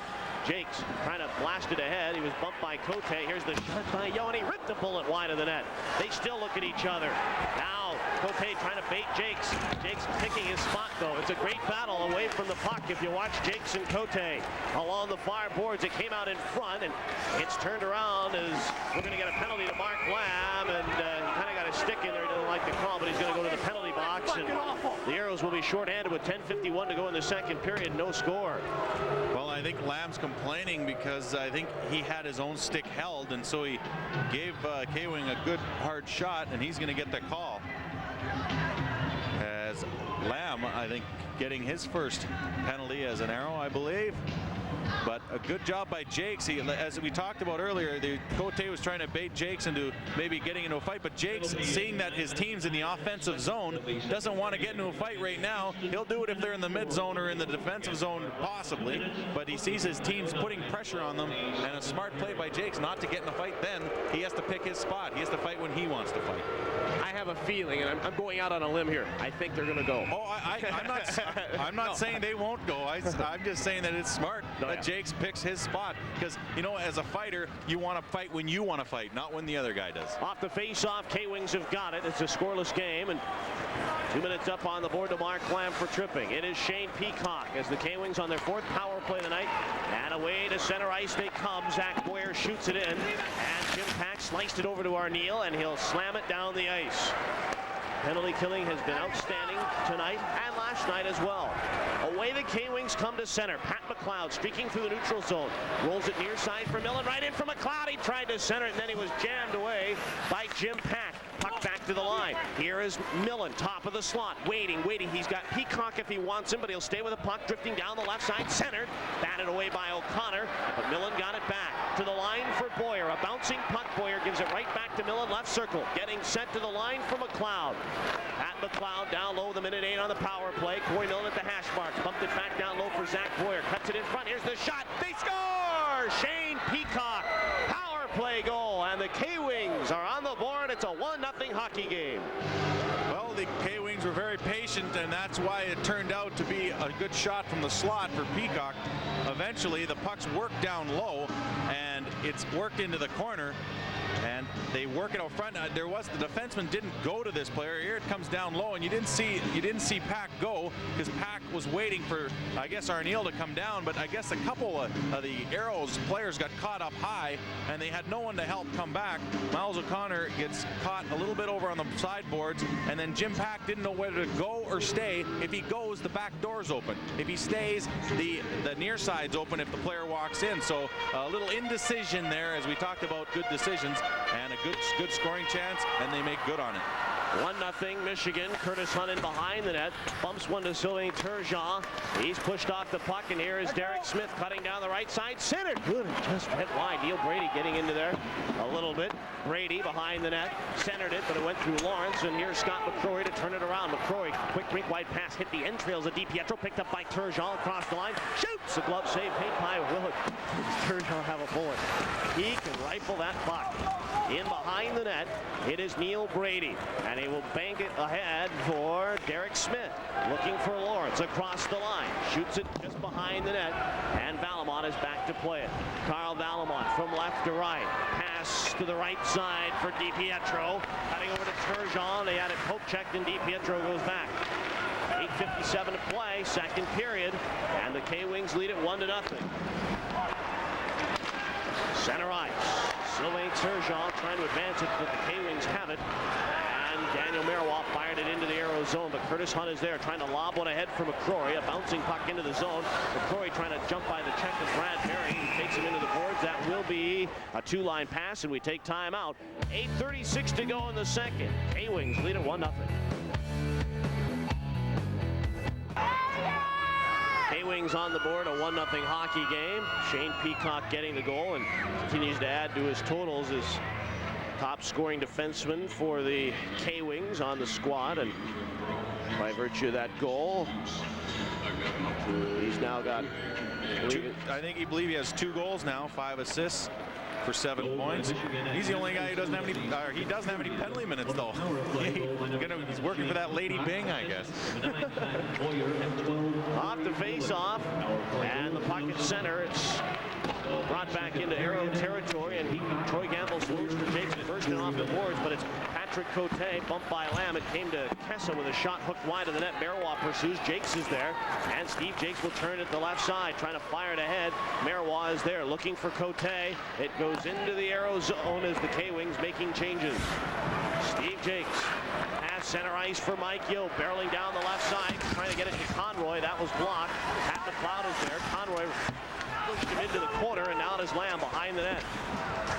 Mark Lamb, right up by Peacock. Away the K-Wings come. 7:45 to go in the second. 1-0 hockey game. Jim Storm from Michigan looking for Millen. Right, or making left side, top of the left circle, makes his move around Yeo, but pushed away by Lamb. And off the center ice, the Aeros come. Mark Lamb just drifting through the neutral zone. He'll shoot it into the Michigan end, but that was stopped by the linesman.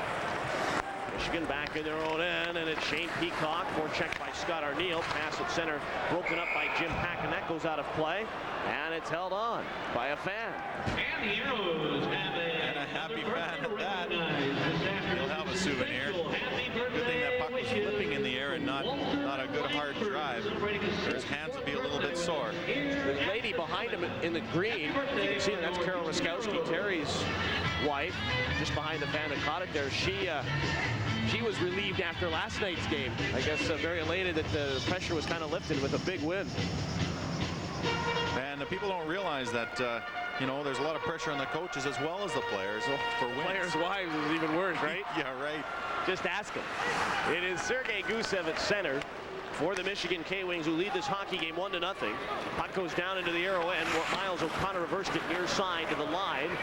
And Dennis Smith was going to get there, but it was pushed to the line. Still not out. Held in. Mitchell worked it down the left side. And back to the line. Dennis Smith lines with a shot deflected away. It goes far corner, and Jim Pack is there. Get it to Scott Arneal. The Aeros have a 3-on-2 if they hustle. Slivchenko across the line with Freer. Slivy trying to center it, and it came to Arneal, but he couldn't get the shot away. Loose in the slot, and away the K-Wings come. They've got a 3-on-2. Or making a 2-on-1 rather. Across Brady, trying to center it, broken up by Jim Pack. Nice defensive play as he got his stick down. It is Scott Arneal. Lead pass, Slivchenko. Slivchenko across the line, trying to move it out in front. It was jabbed away, and Mitchell will hammer it down the ice. 6:25 to go in the second, and the K-Wings lead at 1-0 and an icing call. Coming up to Michigan as O'Connor touches it, and play whistle down. Well, Adam, a good low-scoring game, and we talk about it a lot, but I think you have something for us right now. Time for our Watch and Win contest, brought to you by your local Chrysler, Plymouth, Dodge, and Jeep and Eagle dealers. Call right now at 777-5772 and identify this week's Aero player. We'll give you the name of the winner at the end of the second period.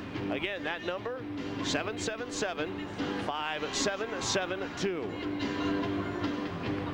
Terry Ruskowski says, I know who it is, and it's not him. I'll tell you that right now. It's not that guy right there. We'll give you a hint. Not him. And then for those of you listening on KPRC, on the screen was Scott McCrory. So I've just given you a clue. Not Scott McCrory. Puck shot into the arrow end. And Curtis Hunt is back for Houston. Trying to jam one out in front. Turgeon back, swept it to the line, not out. Held it in a point. Shot dripped down, right down on Campbell. And here's Mike Maurice. He'll spin it out to center ice. McCrory, give it to Turgeon. Aeros in transition across the line. Turgeon, give it to Valamont. Speeding left side. He looks in front center, but McCrory couldn't get the shot away. And it's slapped to center ice. Curtis Hunt's got to hustle back in a battle with Storm. And then they both go down in a heap. Jim Storm wanting a penalty, but I think it's like turnabout is fair play for whoever got in on that one. Turgeon to center ice, trying to muscle his way in there. He was hauled down by Millen, and back is Millen to play the puck away. Turgeon wanted a penalty, won't get it. There come the K-Wings right to left. Corey Millen speeding through center across the line. Millen trying to get the shot away. He's bumped by Laniel. Puck behind. Here's Millen with a stuff shot pushed by Jakes. Well, I'll tell you what, everyone's falling all over the place, and now a penalty coming up to Steve Jakes. Steve Jakes got in with Jim Storm, knocked him down. It's going to be holding, and the Aeros are going to be short-handed. Last time they were short-handed, the K-Wings scored on the power play with Shane Peacock, but with 5:18 to go in the second and the 1-0 Michigan lead, the K-Wings will go back on the power play. Well, Adam, I think when you see that many bodies flying all over the place, the ref's eventually going to call someone, and I guess it comes down to which one looks most blatant. And in this situation, Jakes gave a little shove, a little bit of, I guess, obstruction, and he'll go to the box for 2 minutes. I'm not sure exactly what the call was, but he did get in front of the K-Wing. He pushed him down and then proceeded to try and get the puck. So for a minute there, I thought there was sniper fire. Yeah, everybody was falling like it was check your skate night at the summit because everyone was falling down, and in this case, Jakes gives a little bit of an extra push there, and he'll go to the box. On the ice, you have guys like Neil Brady right now. You have Mark Lawrence, and of course, Derek Smith on the front line. Face-off right of Gamble. Brady starting a little early, and I think they're going to toss both. And Brady hasn't got a goal yet this year. He's a first-round draft pick by the New Jersey Devils, a 3rd overall, and he's usually doesn't find himself in this position with no goals, so he'll be chomping at the bit a little bit right now. Derek Smith to take the draw for the K-Wings, but Arneal wins the draw, and he'll hook it all the way down the ice with 5:14 to go in the second. K-Wings up a goal, 1-0. Here come the K-Wings to center ice. It is Shane Peacock across the line with Lawrence. Bumped by O'Connor, got by the check. Peacock behind the net now, looking for the pass in front. It is back to the line for McLeod, top of the slot. Rolled it right side. It is McLeod waiting, still with the puck. McLeod trying to find someone to pass to. Instead, tees it up, shoots, scores! Pat McLeod! We talked about his shot as being maybe the hardest in the IHL, and that one was not only hard, it was high, and it was accurate, and it's 2-0, another power play goal. And speaking of goals, Adam, that's his first of the season. He has 1 goal now and 4 assists, and what a heck of a shot. And we talk about power plays and wanting to get shots from the point, and you know what? This puck just hits someone in front. I mean, it's not a planned play. Everyone drove to the net, and McLeod just tees one up and lets her fly, and it hits someone in the leg, and it goes right upstairs. And that's, I think the Aeros are going to have to take a little page out of that book and start shooting more, because sometimes the puck's just going to hit something and go in, and sometimes it's just going to go straight in because the goalie's screened. That's a good play how everyone went to the net, and McLeod just teed it up. Off the draw, it's Curtis Hunt. Now the Aeros trailing 2-0. And the puck in the Michigan zone. DiPietro centering one. And back is Sergei Gusev. He'll chip it down the ice. You know, this period is starting to take the shape of the last period as they're going to leave off the icing. In the first period, the Aeros had a great first 10 minutes and didn't get much offensively going in the second 10 minutes. Aeros came out in the first 10 minutes here, created some chances, not a lot, but now it has been pretty well all Michigan, both on power play goals. Puck is shot into the Michigan end, and it is Paul DiPietro. Valamont gives it, and it's DiPietro again to Curtis Hunt, trying to lob one ahead, intercepted by Jim Storm. Here comes Storm across the line, dropped it for Millen, the shot deflected away. It is Marois centering one, and Gamble will cover up and hold on. We'll take timeout, 4 minutes to go in the second. 2-0 Michigan. Face-off right side of Troy Gamble. Corey Millen with Zach Boyer. Jim Storm. 2-0 the K-Wings lead it. Troy Gamble. A couple of shots from away from him here, but good shots. Some good shots, and it's amazing what can happen on a power play when you start shooting. Millen against Lamb, and Lamb wins the draw. Picked up by Jim Pack. Cycled it down to the far side for Yo. He's run into by Colin Bauer. Picked up by Bauer, base of the right circle. And the K-Wings, Jim Storm gives to Boyer. Sharp angle, centered it, but it hit O'Connor in the skates. Back in front for Millen. Cuts to the left side. Millen trying to get through the Conroy check. O'Connor hooked it far side. Yo waiting for it. He's belted by Bauer. And now it is Jim Pack for Miles O'Connor to Mark Lamb. Can he get it out of his own? No. Bradbury was there to knock it free. They tie up along the near side, and again O'Connor will reverse it behind the cage. Michigan's forechecking tonight has been outstanding all night long. Puck at center ice. Jim Storm trying to bring it ahead, and he'll go back to gather it in and make it Mitchell now. Jeff Mitchell at center ice hits the brakes, give it to Storm, shoots it into the arrow end, and Jim Pack will go back. 3:09 to go in the second. K-Wings 2-0. Yo, center ice pass intercepted, and right now the Aeros just can't even break it out of their end with any speed. It is Derek Smith. Left side shot, blocker saved by Gamble. Smith again, looks in behind the net, cuts out to the far side. Eric Smith trying to jam it down, and Neil Brady has got it. Brady, right side, takes a bump from Yo, and in there with Yo again. He'll fire it off the glass and go back at center ice. Pat McLeod, forecheck by Freer, get it out at center ice for Neil Brady with 2:35 to play in the second period. 2-0 hockey game. The shot on to Gamble. He'll stop that, and Steve Jakes turns it around. Give it over to Arneal.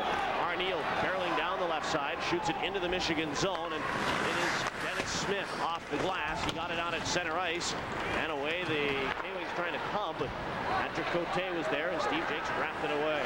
It is Laniel in his own zone. Laniel, a pass for Slivchenko. Slivchenko turning at center ice, fired it into the skates of Freer, and then Slivy giving an unceremonious dump by Patrick Cote. Puck goes into the Michigan zone, and here is Dan Kessa. Kessa right side off the boards out at center with under 2 minutes to go. They got quiet. It has. It's slowed down quite a bit, Adam, and I don't know whose advantage that is, but right now the K-Wings have a 2-0 lead just on the power plays because there hasn't been any even strength goals yet this game. The Aeros need a goal, and just to get this crowd, or something to get the crowd into it. Puck goes into the Michigan zone. Slivchenko right side, centered it, blocked by the wings. In there, Arneal trying to fight for it. Right wing boards. It came DiPietro, but tipped away from Millen, and he'll come to center ice. Millen gives it to Storm, left wing, cutting in with a shot, pushed away by Jakes behind the net again. The K-Wings came out with a centering pass. Boyer had it, lost it. Turgeon trying to clear it. He got it to the line. Gusev held it in, though. Aeros can't get it out of their end. Jim Storm wrapped it down left side. Zach Boyer, who had an assist on the first goal of the game. Boyer in the corner with Turgeon, and Sylvain Turgeon came away and sends it over to Mike Maurice. Can he get it out of the zone? Yes. Now Turgeon barreling on at center. Turgeon across the line, pushed away. The Aeros can't even establish offensive attack right now. It seems like they're just overextending or whatever. They just can't seem to get her going here. It is Turgeon left side. Hits the brakes. Looks in front. Sends it to Jim Pack. Tipped it into the near corner for Mark Lamb. It was centered. It hit skates and back to Corey Millen. 43 seconds left. Pack, the shot blocked again. I can't think of the last time the Aeros got a shot on Jordan Willis. They're getting some shots away, but they're all being blocked. They're not really any good scoring opportunities. O'Connor fired it into the Michigan zone. Jordan Willis out of the net. He almost fired it. In fact, he did. Who centered it? It was kicked away, though, as Willis was just a little late getting back. And the puck is at center. We're going to get a whistle. A hand pass. 22 seconds left in the second. 2-0 Michigan. You talked about block shots, and I don't know whether it's by plan or not, but the K-Wings seem to block a lot of shots. As defensemen like Miles O'Connor and Jim Pack, and even last night we saw it. They seem to take the shot, and the puck just hits their skates or their pads, or they're blocked on purpose. But you got to get that puck through, and you got to get guys driving to the net. Otherwise, if you don't, the puck is going to be blocked by these guys. If you drive a guy to the net, that defenseman has to turn and take that guy, and therefore won't be able to concentrate on the puck. He has to worry about the man. So I think this is what happened in the second period last night, whereas the Aeros kind of went back into that lull, but hopefully they can come storming out in that third period. And the puck goes into the arrow end, and Troy Gamble comes out, and he'll cover up as he had Mark Lawrence barreling down there. 14 seconds to go in the second period, and a 2-0 hockey game. Michigan K-Wings leading it. Coming up at the intermission, we'll have highlights of the period, stats, and time out for good health, as usual. A good program to me, it sounds like. 2-0 K-Wings face off left side of Gamble. Mark Lamb against Neil Brady. Oh, yes, watch and win. Who will that be? I don't know who the winner is, but I know who the guy is. You're halfway there then. I'm going to call him in. Face off left side of Troy Gamble. Neil Brady against Lamb, and I think Lamb won the draw ahead for Al Conroy. Shoots it for Yo, barreling in down the left side. It was tipped away by Peacock. In there is Smith, and then Conroy pushes his muscle. Here's a chance in front, and it was jammed away as Valamont snuck into the back door just as the buzzer sounds, ending the second period. But Carl Valamont came down that side, and I believe it was Mark Lamb or Mark Yo that fed him, but it just couldn't get the shot away. And the K-Wings lead it by a score of 2-0, and we'll have more from the Summit right after this.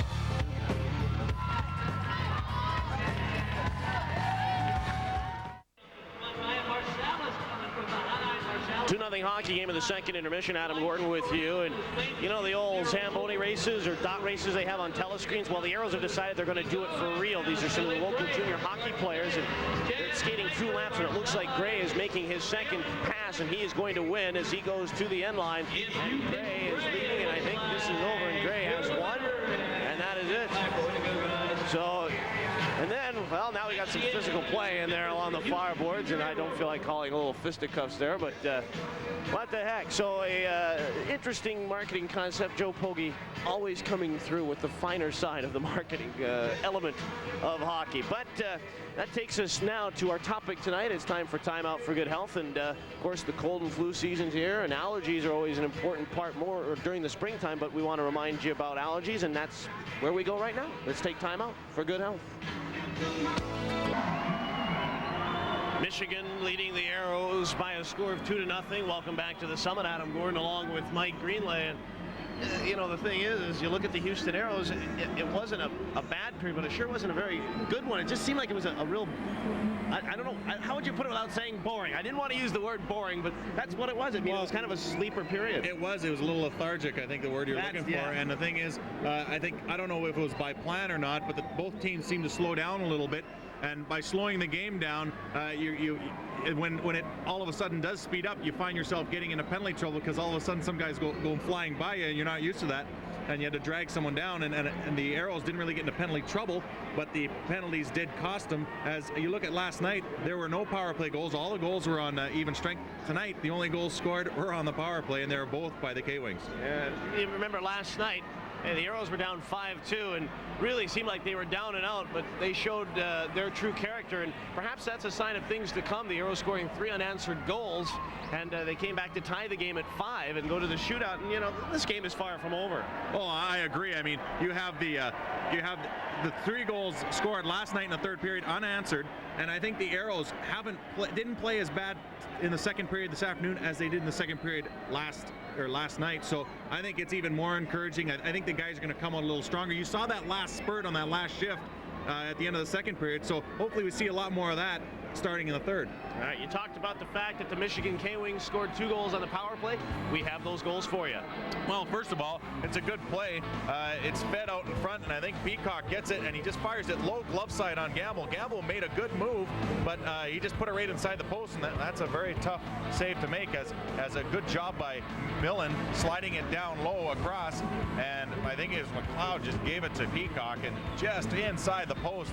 You know, those kind of shots are the only ones that really are going to beat someone like Troy Gamble. So Shane Peacock gets the goal. It's second goal of the year for Shane at 10:07. K-Wings led it 1-0, but they made it 2-0 again on the power play. And we talk so much about shooting the puck. Well, here McLeod just tees it up and lets it go because he sees guys in front of the net. There's 2 K-Wings in front of the net, and of course, because there's 2 K-Wings, there will be 2 Aeros, and therefore there's 4 guys standing in front of Troy Gamble. He doesn't see it, and it doesn't matter because it hits someone anyways and goes right up under the bar. So we talked about the importance of shooting. I think that's what the Aeros are going to have to try and do on their power play. So Pat McLeod gets his first goal and makes it a 2-0 hockey game. You were talking about the stack up of players in front of the net, and I'm thinking of the lineup. If you look who's out of the lineup, Kevin Grant is out. Gord Krupke with the shoulder is out. Gord Donnelly with the lineup that the Aeros have. Can they move guys out? Well, I think they can. I just think on the power play, the one important thing the defensemen don't want to do is tie up with players, because all it does is cause a big screen in front. So on the penalty kill, don't get caught up with the players in front, but in the rest of the time, just start knocking bodies down. Okay, 2-0. Michigan K-Wings lead it, and we'll take a look at the period stats after this.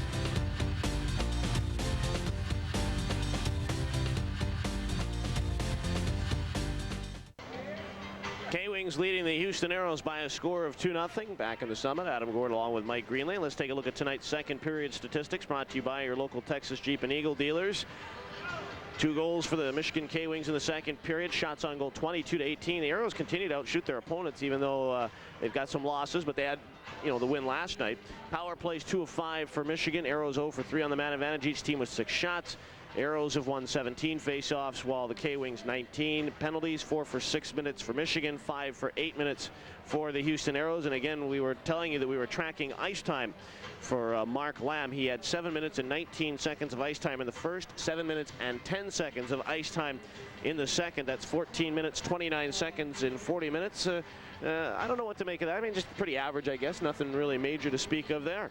Let's take a look at tonight's game summary. It's brought to you by Columbia Healthcare Systems, and there are no goals scored in the first period. 12 shots for Houston, 8 for the K-Wings, but the second period, Shane Peacock got his second of the year from Zach Boyer and Corey Millen at 10:07, and then at 15:12, Pat McLeod, the first of the year for him. Shane Peacock getting the assist. Both of those goals, folks, on the power play, and the Michigan K-Wings leading this hockey game by a score of 2-0. When we return, we'll give you the winner of our watch and win contest and bring you third period action. 2-0 Michigan. Back after this.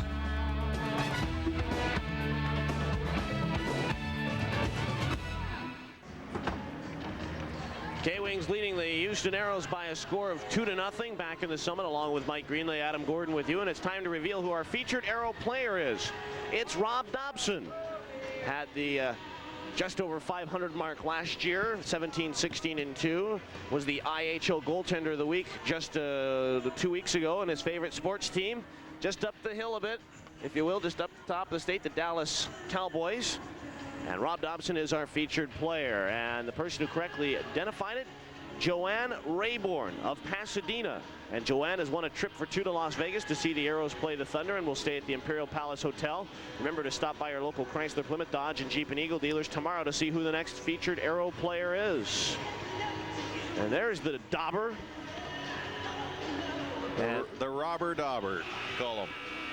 As he in net. Usually robs a few people, quite a few usually. Yeah, he struggled last night, but like we said, he'll bounce back. I mean, this is going to be a big year for him. I have a sneaking suspicion. And Dobson. Well, when we talked about this a little earlier as well, you and I, Adam, that when you play as well as you have, play as well as he has, and as Troy Gamble has at the beginning of the season, you kind of set a precedent for yourself, and then everyone wants you to play like that every night, and which is fine. I mean, that's fair to say, but obviously, if these guys could play unbelievably stellar every night, they would probably still be in the NHL or be up there, or something of that. Off the face-off, the K-Wings have it, and they'll shoot it down into the Aeros zone. Back is Mark Laniel. He overskated the puck. I don't know if it got caught up on some water or not. The puck is finally picked up by Freer, and it's turned around by the Michigan K-Wings. Shot in by Colin Bauer. Mark Laniel goes back to play. Spins it along the boards for Arneal, and he got it out the ice and into Michigan territory. 19:30 to go in this hockey game, and the K-Wings lead it 2-0. The Aeros back in center ice. Steve Jakes hammers one near side, trying to find Mark Freer. Chipped it into the K-Wing bench, and Manny Fernandez makes a save. And he'll get credit for that one as he was on the bench. But you know what I saw in the last shift. I think it was like 13 seconds left in the second period. We talked about this, but gosh, the guys really stormed down the ice, and they had a couple opportunities. And you kind of hope that the team comes out like that in the third period and continues that throughout the whole period, because you keep coming down with that kind of speed like they did. I mean, I don't know where that came from, because it was a slow period, and all of a sudden, boom, they just came flying down. Couldn't convert, but boy, if they have that kind of intensity this period, I think the score will change around quite quickly. Mark Lamb out with Yo and Al Conroy, drop of the puck, and the K-Wings had it, lost it. Pack turned it left side for Lamb across the line. He'll shoot it into the Michigan zone, pushed away though by Dennis Smith, cleared to the line, not out, held in O'Connor, and the pass came to Lamb, base of the left circle, trying to fire it along the far boards. Gusev picked it up and chipped it to center. O'Connor is there. He shot it into the Michigan zone. Smith lets it roll to Sergei Gusev, pursued by Miles O'Connor, flushed him out to the near side, and Mark Lawrence is off to center ice. Takes a bump from Yo, and it's shot into Houston Aero territory.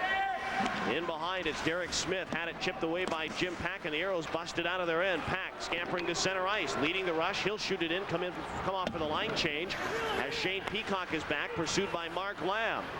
Peacock from left to right, meandering at center ice for Dan Kessa. He'll shoot it into the arrow end as Gamble comes off the bench, or out of the net to play it. Oh boy, where am I with that one? Puck is in behind the net. Kessa centered one. It came to the line. McLeod shoots, and I think Gamble got a piece of that one. And it is Scott McCrory. Sends one near side for Turgeon. For Hunt. Now to the right side for Valamon. He'll roll it into the Michigan zone. Tyler Willis slowed. Here's DiPietro. He centered it, but missed McCrory, missed Hunt, and then it goes all the way down the ice. 2 minutes gone in the third, and a 2-0 Michigan K-Wing lead. Hunt. Pass goes all the way into the benches and into the seats, rather, and play halted with 2 minutes gone in the third. 2-0 Michigan. Well, you see a little bit of better a pace by both teams starting in this third period. And you know what? You kind of ask yourself, why does a game slow down like that? But when a game is very defensive, and there you see defenseman Barry, and now you see Laniel. When a game is defensive, teams are slowing each other down by not allowing themselves to bust into the zone, and it just keeps getting slower and slower and slower until one team breaks loose, like the K-Wings did with the 2 power play goals. And now what the Aeros have to do is regain their momentum from the first period and try and get something going again. Puck goes into the Michigan zone, and Jordan Willis will cover up and hold on. And Willis has played very well tonight. He hasn't had any spectacular saves to make, but yet he still has played very solid. He's made the right saves when he's had to, and the Aeros haven't been able to penetrate too close to get any rebounds, as the K-Wings defensemen are taking good care of him. And it is only his second pro game. His first game, I think he won 2-1, or sorry, he won, only allowing 1 goal against Milwaukee. And now he's on his way to, well, we won't want to predict anything, but he's leading 2-0 right now. K-Wings have the puck in their own zone. Jim Storm trying to get it out of there. Hooked by Arneal. It is McLeod. Slammed it out at center ice, and Storm off to the races. Past Millen right side across the line. Millen cutting in. Shoots. Gamble stopped the rebound. Great save by Gamble. Oh, flopping down on his stomach. He got over there to make the save, and he held on to it. A marvelous stop by Troy Gamble. Keeps it at 2-0. And a good job by Millen coming down the wing. He took a good shot, and that created the scoring chance on the other side of the net. But did Gamble ever get over well? And Millen does a smart thing. He just takes a shot knowing that the rebound's going to go out to the far side. But Gamble diving across gets the rebound, as the K-Wings had a glorious opportunity. And Gamble just backing up makes the save. But watch him jump to his feet real quick, and then realizing he has to cover, gets down low and jumps on that puck. A great save. And the Aeros keep it at 2-0.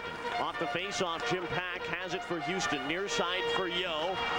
Yo along the boards, bumped by Zach Boyer. Mark Lamb cleared it, and here is Al Conroy. Banks it ahead. Yo after it. Can he get there? Well, he's muscled off by Peacock, but Lamb turned it down behind the cage for Conroy. It is Yo at the hash marks left side. Conroy tipped it for Lamb. He's got Yo in front, but now it's centered, but in the skates of Yo. A bouncing puck that the K-Wings clear. Jim Storm at center. Shoots it into the arrow end. Back is Miles O'Connor. He'll head behind the net. O'Connor to Mark Lamb.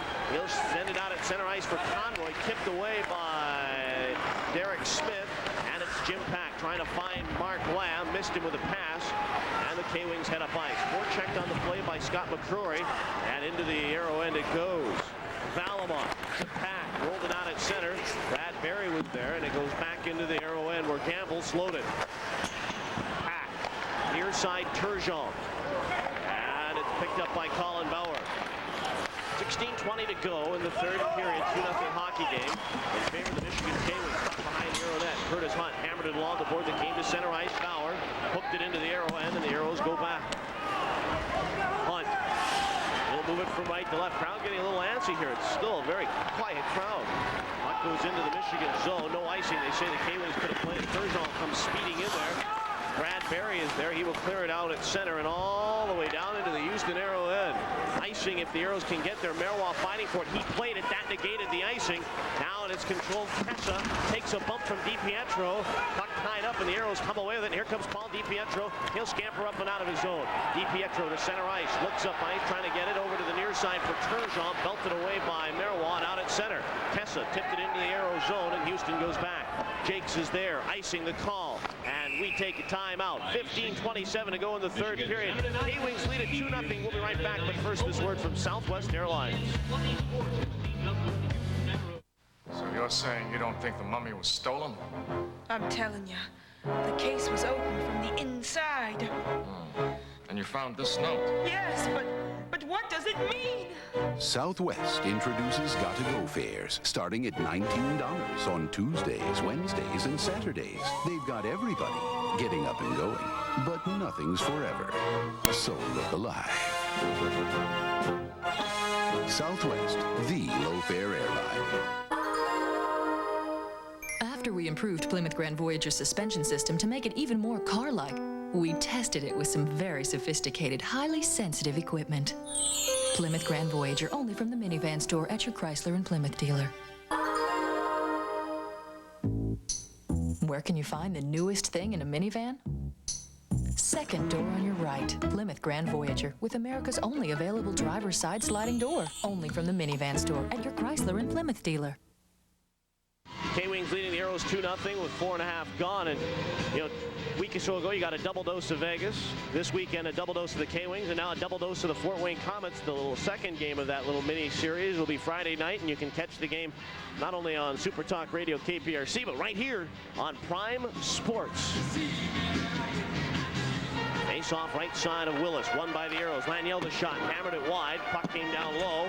Shane Peacock chipped it off the boards, and it's Jim Storm who is there. Banks it out at center ice. It is Corey Millen through the neutral zone. Hits the line, then stuttered back, and then shot it in deep Arrow territory. Stumped by Campbell in behind the net, turned around by Laniel.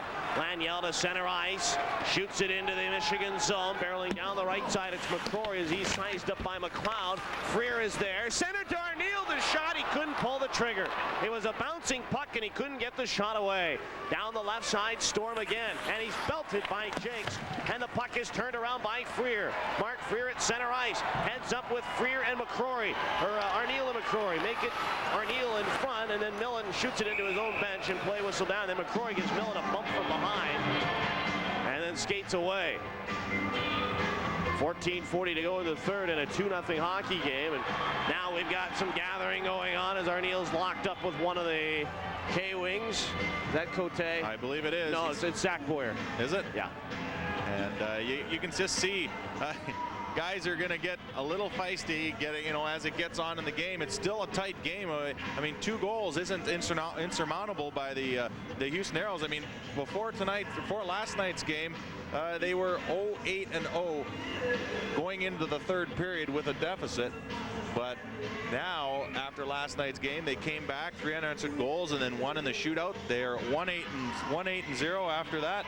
So I guess in the back of their minds, they're thinking, hey, there's a possibility that we could come back. So they're giving themselves every opportunity. Arneal has a chance, and the chance is for his 600th point, but the puck gets in his skates, and he couldn't turn it around fast enough and get a good shot on goal. K-Wings bring it out at center ice and shoot it into the Arrow zone. Houston needing 2 to tie. They're down 2-0. Puck is in their end. It is Jim Pack. Quick pass out to center ice for a breaking Mark Lamb. Across the line with Conroy and Yo.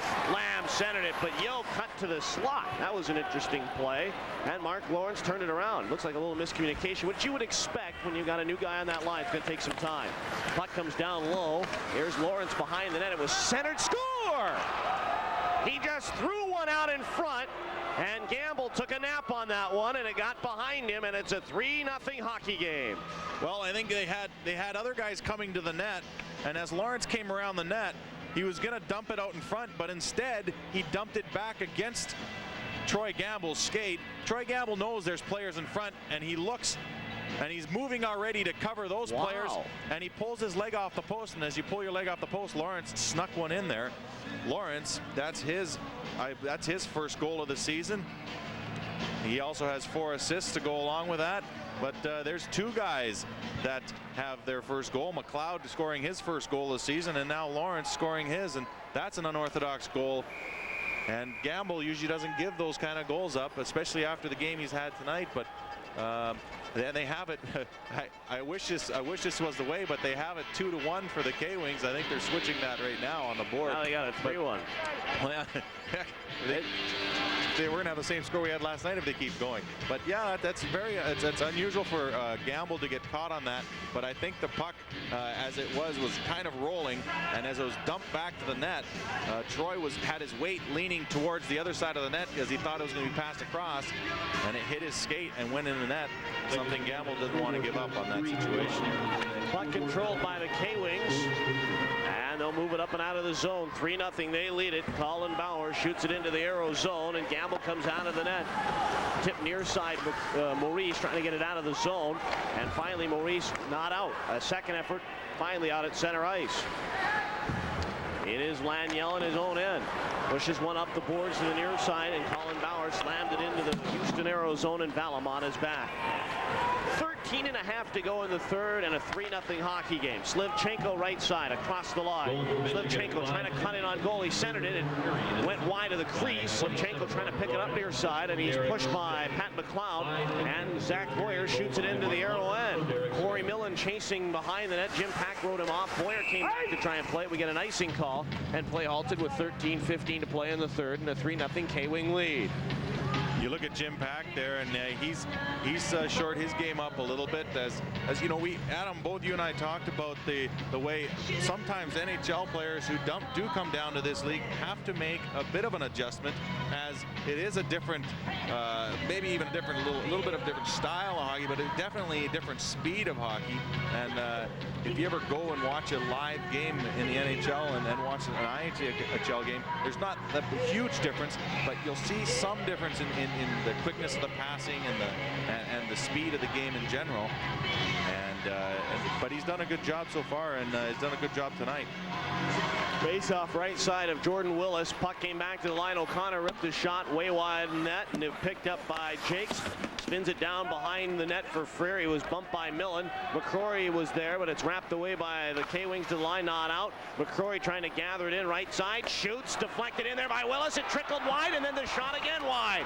It's picked up McCrory. Centered it, and then Willis was there as Arneal took a little poke at it, but Willis covered it up. We'll take time out. 3-0 K-Wings. Back after this. Welcome back to the Summit. The Aeros trying to bring this game within a couple goals. McCrory feeds one in front, and Mark Freer tries to tip it home, and then he backhands one across the front of the net, and Arneal couldn't get that one as it was up in his glove area. But then McCrory working well behind the net, dumps one out in front again.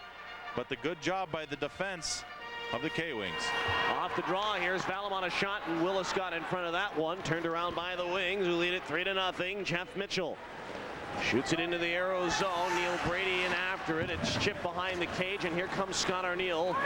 He was pushed off the puck. It was cleared to the line, but not out. Bauer held it in. Arneal trying to glove it. Hit the referee, Greg Kimmerly. And the K-Wings have it. In behind the net, Neil Brady trying to move it out in front. Brady then shoveled aside by Scott Arneal, and he gets it out at center ice for McCrory. Crosses with Freer. Freer across the K-Wing line. That is offsides, and play halted. 12:16 to go in this third period. A 3-0 hockey game, and the Aeros out shooting the K-Wings 22-16. But I'll tell you right now, the only stat that matters is the one on the scoreboard. 3-0 Michigan. And you saw Mark Freer on that last play trying to get his second goal in the last few games, and he was denied by Paul Willis, who has played very well. There's Al Conroy, who's trying to get this team going as a team captain. He takes a lot of responsibility for the way the team works and plays together, and he's done a good job, as he was notched 2 last night. So hopefully he can pump another one in tonight. Miles O'Connor in behind his net, sends one near side for Pack. it was turned around by the K-Wings. Hey, it just seems to me the first team to the puck is Michigan tonight. Any loose puck, Michigan's all over it. It is Mark Lamb to the right side across the line. Lamb trying to cut in. He was hauled down, and a penalty coming up to the Michigan K-Wings. And the Aeros are going to get a chance on the power play, and I've got to be honest with you, Greener, I can't think of a better time to have it come to life. Well, it certainly would come to life for the whole team right now if we could get that one unit out there working well, and you're right, it's a great time for it to happen with only 11:53 left in this game. If they're going to make I guess a comeback attack, now would be the time. And Mark Lamb trying to attack into the K-Wing zone is hooked on the play and dragged down to the ice. And you'll see number 5 for the K-Wings. I believe that Dennis Smith. I believe that's Dennis Smith. You're right. We didn't see him last night, but we see him tonight. And right now we see him sitting in the box for 2 minutes. And I think the call is hooking. But he'll sit down for 2 minutes, and we'll see the power play. Who's been working the puck not too bad, but still we need to see more shots from the Aero power play. Face off to the right side of Jordan Willis. Freer, Arneal, Conroy, Pack, and Jake. Sticks down. Freer trying to win the draw from Corey Millen. Drop of the puck, and Millen wins it. Spins it over to Barry, and it is Zach Boyer to the line, not out. Jake's held it in, hammered it behind the cage. It skipped over Arneal's stick. And it's picked up by Michigan and shot all the way down the ice. It's just the way it has gone all night. It seems like when the Aeros are in position, pucks jumping over their sticks. And it's not just on the power play, it's been at even strength. Jim Pack, center ice, shoots it ahead for Freer. Cutting down the left side, he's tripped up, and a penalty coming up. So the Aeros now with a marvelous chance to come back and get into this hockey game as Freer got tripped up, and the Aeros are going to have a 2-man advantage for a minute 31. Colin Bauer got the stick into Freer, and he will go to the penalty box, and the Aeros on the power play. Well, let's see if they can do it here. Mark Freer showing good jump on this play as he breaks through the defense, and Bauer, he had to haul Freer down, and Freer still gets the shot away. Willis had to kick that to the corner, but that's good for the Aeros as they'll get a 5-on-3 power play. And one thing the Aeros should really keep in mind here is to keep shooting, as we talked about before. I think it's important for them not to try and pass around too much because you have so much extra room out there when you have a 5-on-3. I think they should just keep walking in and teeing it up and using that extra man to jump on that puck. Have guys drive to the net and pick up the loose puck, and maybe you'll get a rebound goal. A rebound goal is just as good as one from the point on the original shot. Face off right side of Jordan Willis. Freer, Arneal, Conroy with Lamb and Laniel. Sticks down, and a false start as Neil Brady and Mark Freer were going at it. And Freer will be tossed out of the circle, so Brady will take the draw against Al Conroy. It's the nice thing when you have 2 centers on that line. Brady against Conroy. Important face-off here. Sticks down, drop of the puck. Can the Aeros win it? Yes, they do. Left side, Lamb. He'll set up at the left point. Lamb, turn it down to Conroy. Into the circle. Conroy looks in front. Aeros on the 2-man advantage. Lamb couldn't pull the trigger. Sends it down, Conroy. Left side, waiting. Can't find a man to pass to. It was in front and then tipped away. Can't get the pass in there. Neil Brady will turn and slide it to the line. Not out. Held in by Laniel. Mark Laniel dancing back at a left point. Laniel waiting. Gets it over to Lamb. One-time shot stopped by Willis, and the puck was cleared. Aeros can't pounce on the rebound. It is Lamb. Right side. Getting set. Drifting back. Top of the slot. Over to Mark Laniel. He looks in front. Goes to Lamb. The shot right on. And I think maybe it actually hit the post, and it came out to center ice and into the Aero zone. 2-man advantage down to 50 seconds. A minute 17 left in the whole power play.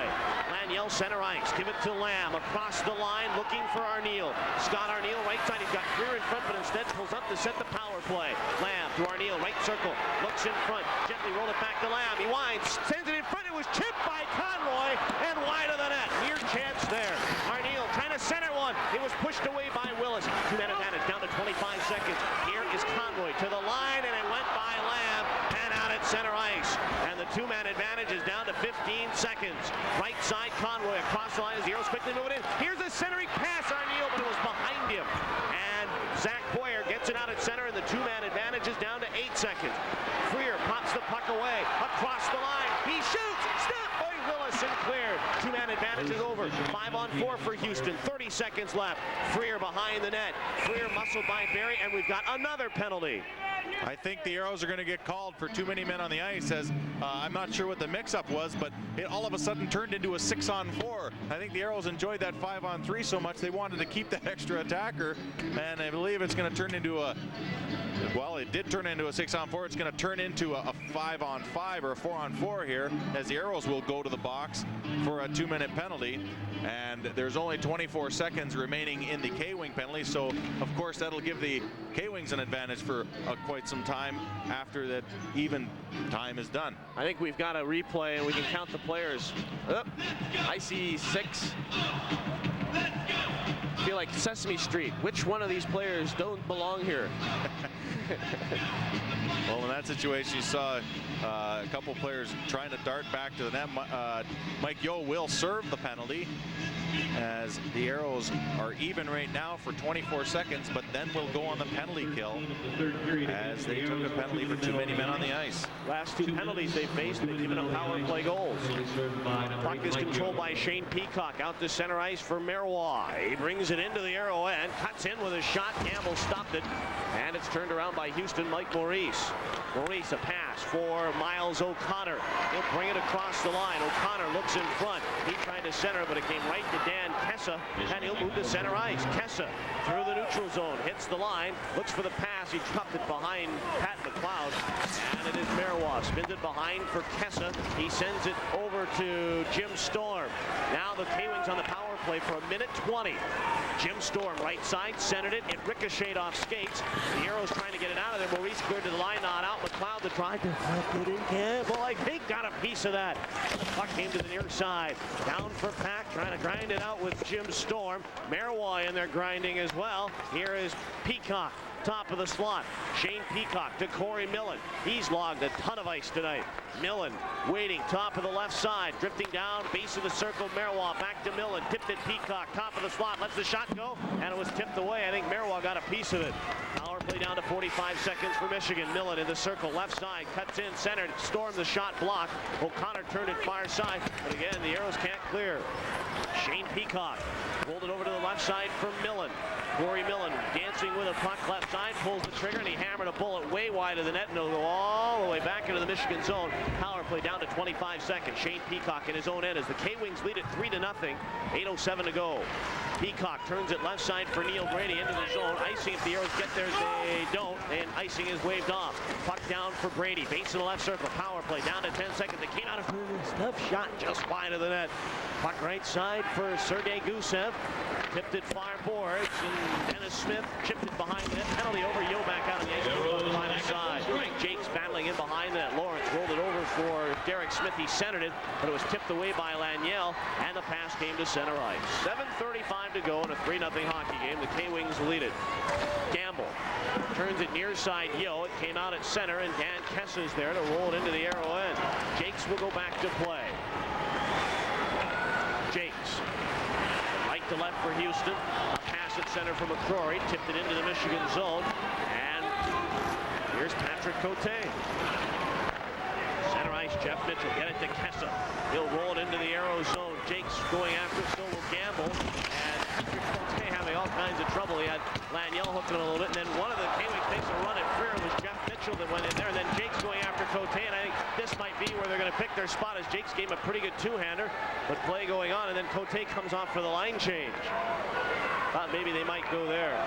Puck at center ice. Laniel turns it for Houston to Freer. Dodged the check. Freer looks in front. He centered it and just missed Arneal. They have been close tonight. Very close, and Arneal just couldn't get his stick down in time to tip that pass, and as it came right by the edge of the post. Arneal at center. Get it to Freer. Turning left wing, trying to bring it in. Colin Bauer pushed him off the puck. Brad Berry behind the net, wrapped up by Slivchenko. They go skate in behind there. Is Berry trying to dig it out of there? Malamon in there, and he dug it out. Malamon, a stuff shot, hit Willis. Puck in front of Arneal, a stuff shot in the right pad save made by Willis. Again, they couldn't dent his armor, and away the K-Wings come. Across the line, Storm tried to make the spinorama move, and he went down to the pond. Picked up by Slivchenko. Get it out to the line, and had to regroup and get it. And then he ran into the linesman, and Michigan takes over. 6 minutes to go in the hockey game. 3-0 Michigan. Aeros have been shut out just the one time this year, and that was 2-0 against the Atlanta Knights, and they're 5:51 away from that. Oh, Maurice Gets it out at center, and Shane Peacock is there. Right side shoots it into the Aeros zone. O'Connor turned it out at center. DiPietro took a bump from Neil Brady and moves it out at center ice. And here comes Sylvain Turgeon across the line with Maurice. Turgeon trying to make the move, sliding through one check, cutting in, spun off the puck. Willis poked it free. Now Maurice behind the cage. Maurice stick handling, centered, it hits skates. Turned in front, the shot by Turgeon. And a good save by Willis as he was surprised a little bit. DiPietro lets it roll near side Maurice. Mike Maurice, base of the left circle, looking for DiPietro. Came to Neil Brady, and he cleared it down the ice. The Aeros just not able to finish right now, Adam. They're getting in there, but they just can't do that final step, and that is poke the puck behind Willis. 5:09 to go in the third. 3-0 Michigan. We'll be back after this. 3-0 K-Wings as the Aeros try to get on the board. Good work by Mike Maurice as he'll eventually send it in front. The save will be made, and watch Turgeon as he slashes that one, and a great save by Willis. Sometimes it's good to have short legs. You have a less of a distance to drop to the ice and make that save, and Willis has made them all tonight as the score stays at 3-0. Face off right side of Jordan Willis. Lamb trying to win the draw, but it was won by Kessa. Picked up by Dennis Smith. Scampers to center ice, and the Aeros are back. Laniel hoists it into the Michigan zone. It's picked up by Dennis Smith again. Off the boards and out at center. It'll go into the Aero end. Laniel hustling back. It's icing if he can get there. He will. And that is icing with 4:51 to go in the third. And we take another quick timeout. 3-0 Michigan. We'll be right back. Still 3-0 K-Wings, and Freer takes a bit of punishment tonight as he just gets run over here. A little bit of a high hit, and that actually should have been called a charge or an elbow. But when a player leaves his feet like that was Mitchell. When a player leaves his feet, that's a charge, but it wasn't called as Freer got right back up and headed down the ice. I know you didn't follow the Aeros last year. Of course, you were busy playing for Atlanta and on in Hershey there, but following Freer, it didn't seem like last year he was touched much by other teams, but right now he's been pounded this year. I mean, he's been hit hard several times this year, and it's kind of a little note I've made in my mind about it. Aeros on the power play. It is Laniel to the right side. Turgeon shoots, and he hammered it wide. Rebound Freer trying to stuff it in there, and Jordan Willis shuts the door again. Well, a good job by Freer. He was behind the net, and a smart play. A lot of goal scorers will try and toss the puck out in front of the net and bank it off the goalie. As a great shot by Turgeon. I don't know how that didn't get through there, but then watch Freer as he'll dump it out front of the net trying to bank it off somebody, but Willis scampers to the post and makes a save there again and covers up. He's only 20 years of age, and I don't know if this is the way he's been playing all year. I mean, he's only seen the one action. He's got the win and gave up only one goal against Milwaukee. I guess the only reason he wouldn't be seeing as much action as Manny Fernandez is the guy that I'm sure Dallas wants to see play as Willis makes a glove save. Puck came down behind the net. It's centered back to the line for Laniel. Laniel to left point. Quick pass for Sylvain Turgeon. Turgeon cutting in, slides it down, centered, and Neil couldn't get a stick on it. Lamb pinching left side for DiPietro. Here's Freer behind the net. Centered the shot, and I think that Willis got a piece of that one as well. Puck in front. Here's Laniel. Stop, rebound, and it went wide. I think Turgeon had two pokes at it. It came back to Lamb. He winds, fakes the shot. Here's the chance. The shot blocked by Willis, and he will hold on. This guy is standing on his left ventricle today to make any kind of save, and he is looking outstanding, pitching the big shutout thus far with 4 minutes to go. Well, he certainly is, and he's standing up. When you say standing on his head, he is standing. And now you see the Aero net empty as we have the extra attacker out there, so it's a two-man advantage for the Aeros right now. Now face off to the left side of Jordan Willis. Gamble on the bench. In the box, Daniel Marois. Aeros with only 11 power play goals out of 97 chances. Only 3 of 57 this year at home. Face-off left side of Jordan Willis. Mark Lamb lining up for this face-off. Greer against Dan Kessa. Sticks down, dropping the puck. Remember, the net is empty. Aeros need to hold it in. Lamb cuts it down, the shot by DiPietro, and that hooked wide as Arniel was on the doorstep. Aeros work at Laniel, top of the slot. A bouncing puck he corrals. Mark Laniel waiting, turns it to the near side for Mark Lamb. Back to the line, Laniel fakes the shot. Here's the chance. Turgeon winding, shooting. Stopped by Willis. He will hold on again. And a good job by Turgeon, and you can see the K-Wings trying to negate the pass over to Turgeon because they know he has a cannon for a shot. Finally, Laniel gets the puck over to him, but Willis standing tall, covering that puck up as he gloves it.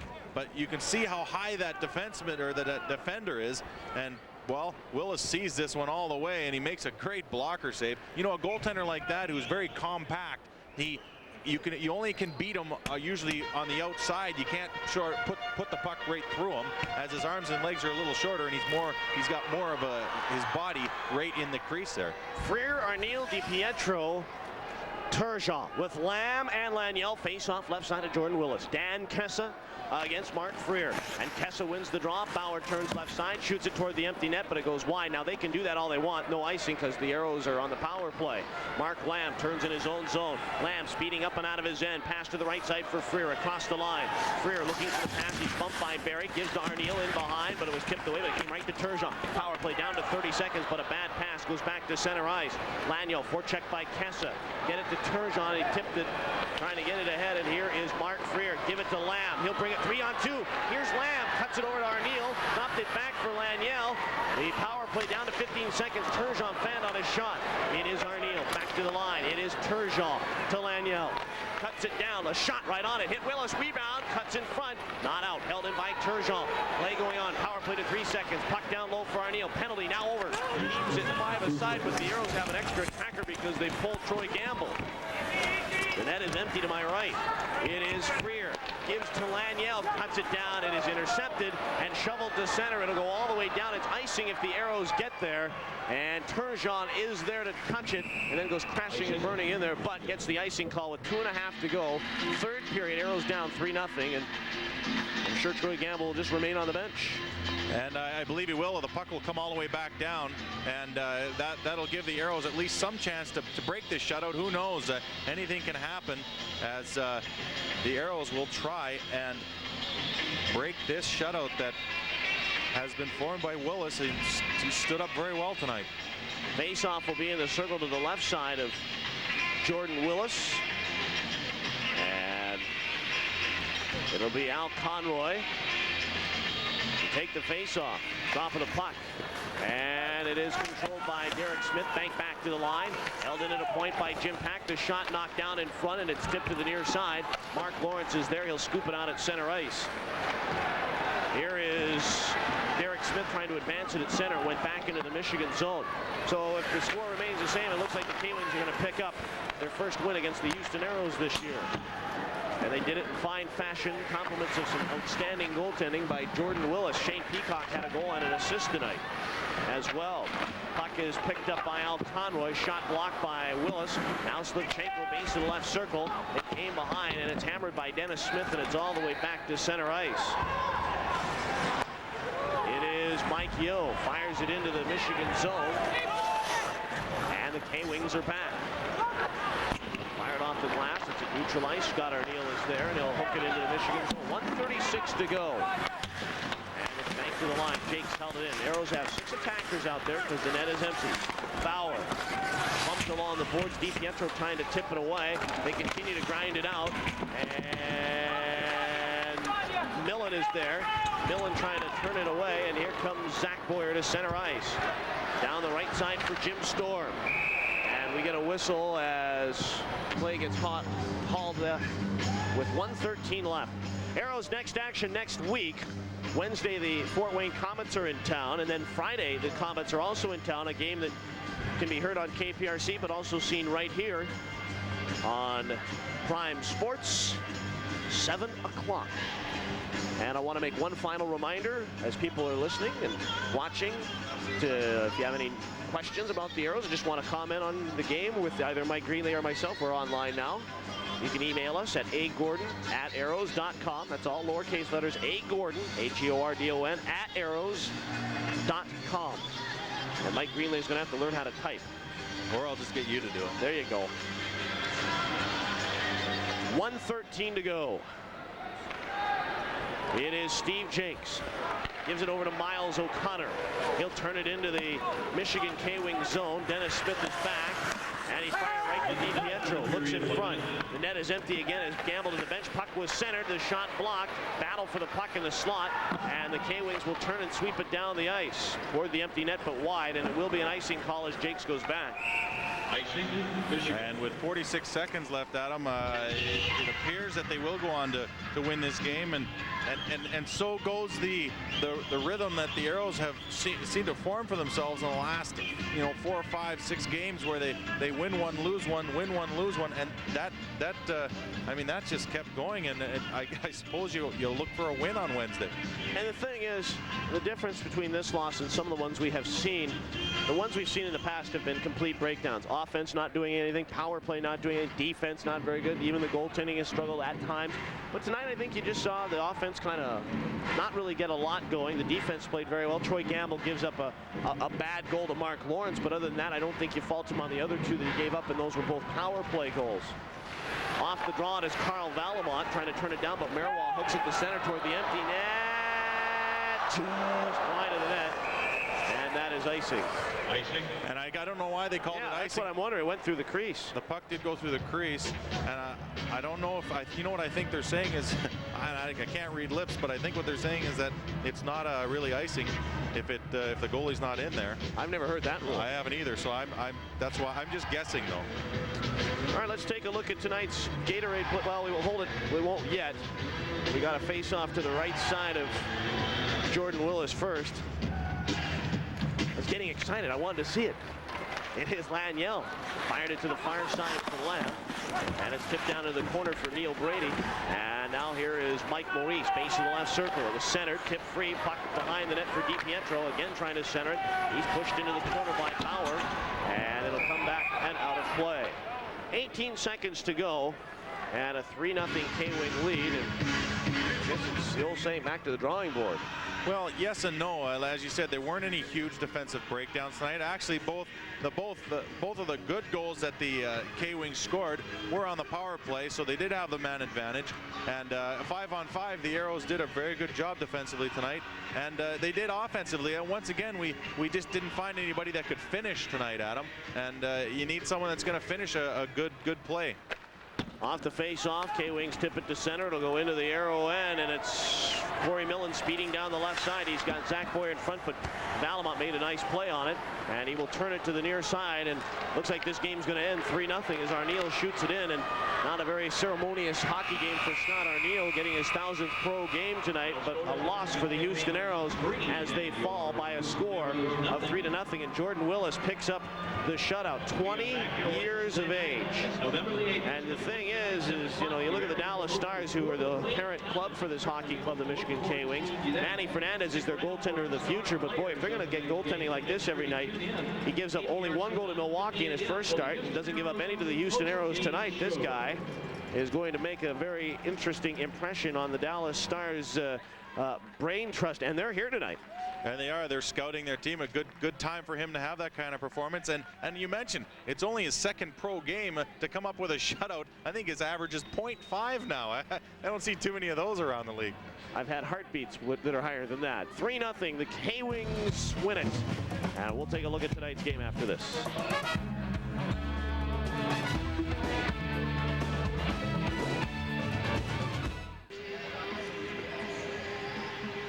3-0, the Michigan K-Wings defeat the Houston Aeros. Welcome back to the Summit. Adam Gordon along with Mike Greenlay, and we'll take a look at tonight's Gatorade play of the game. And the Aeros, the power play continues to struggle, but yet they created some chances tonight, including that one there. And boy, if Mark Freer scores there, because I believe at that point it was 2-0 in favor of the K-Wings, and a goal there could have made things, or actually no, that was on the 5-on-3. It was already 3-0 after Lawrence had scored, but a goal there kind of gets the Aeros back into it with some time to work. And unfortunately, they weren't able to do so, but it takes us to tonight's Texaco star of the game. No surprise here, Jordan Willis.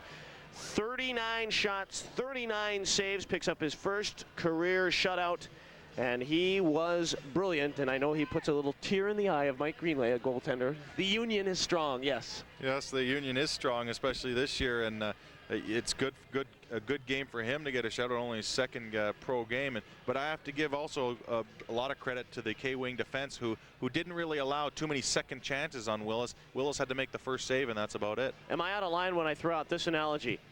Jordan Willis, Derek Wilkinson? Well, they're both two different style of goaltenders. They do. I mean, Willis is more like he's a stand-up goalie because he has to be because he's so small. Wilkinson's a little bit taller and likes to style himself a little more after someone like Felix Potvin. But you know, actually, you know what? It's you know who Willis reminds me of is Darren Pang. Good. That's a good analogy. Take a look at tonight's final stats brought to you by your local Texas Dodge dealer. 39-23 are the final shots in favor of the Aeros. Aeros 0 for 6 on the power play, and the K-Wings 2 for 6. 29-25 were the face-offs tonight. Penalties 5 for 10 minutes for the Michigan K-Wings, 6 for 12. Were the Aeros, and we do have the total on Mark Lamb. He had 7 minutes 19 seconds of ice time in the first, 7:10 in the second, 8 minutes and 10 seconds in the third for a total of 22 minutes 39 seconds. Not quite half a hockey game, but a lot of ice. So thanks very much, Mr. Greenlay, for your help tonight. Thank you. Thanks to everybody helping out, and the Houston Aeros' next game will be Wednesday night right here at the Summit as they take on the Fort Wayne Comets. Our next Prime Sports Houston Aeros Network game will be on Friday at 7 o'clock when the Aeros host those same Fort Wayne Comets. Once again, tonight's final score, the Michigan K-Wings 3, the Houston Aeros no score. For Mike Greenlay, it's Adam Gordon saying good night from the Summit.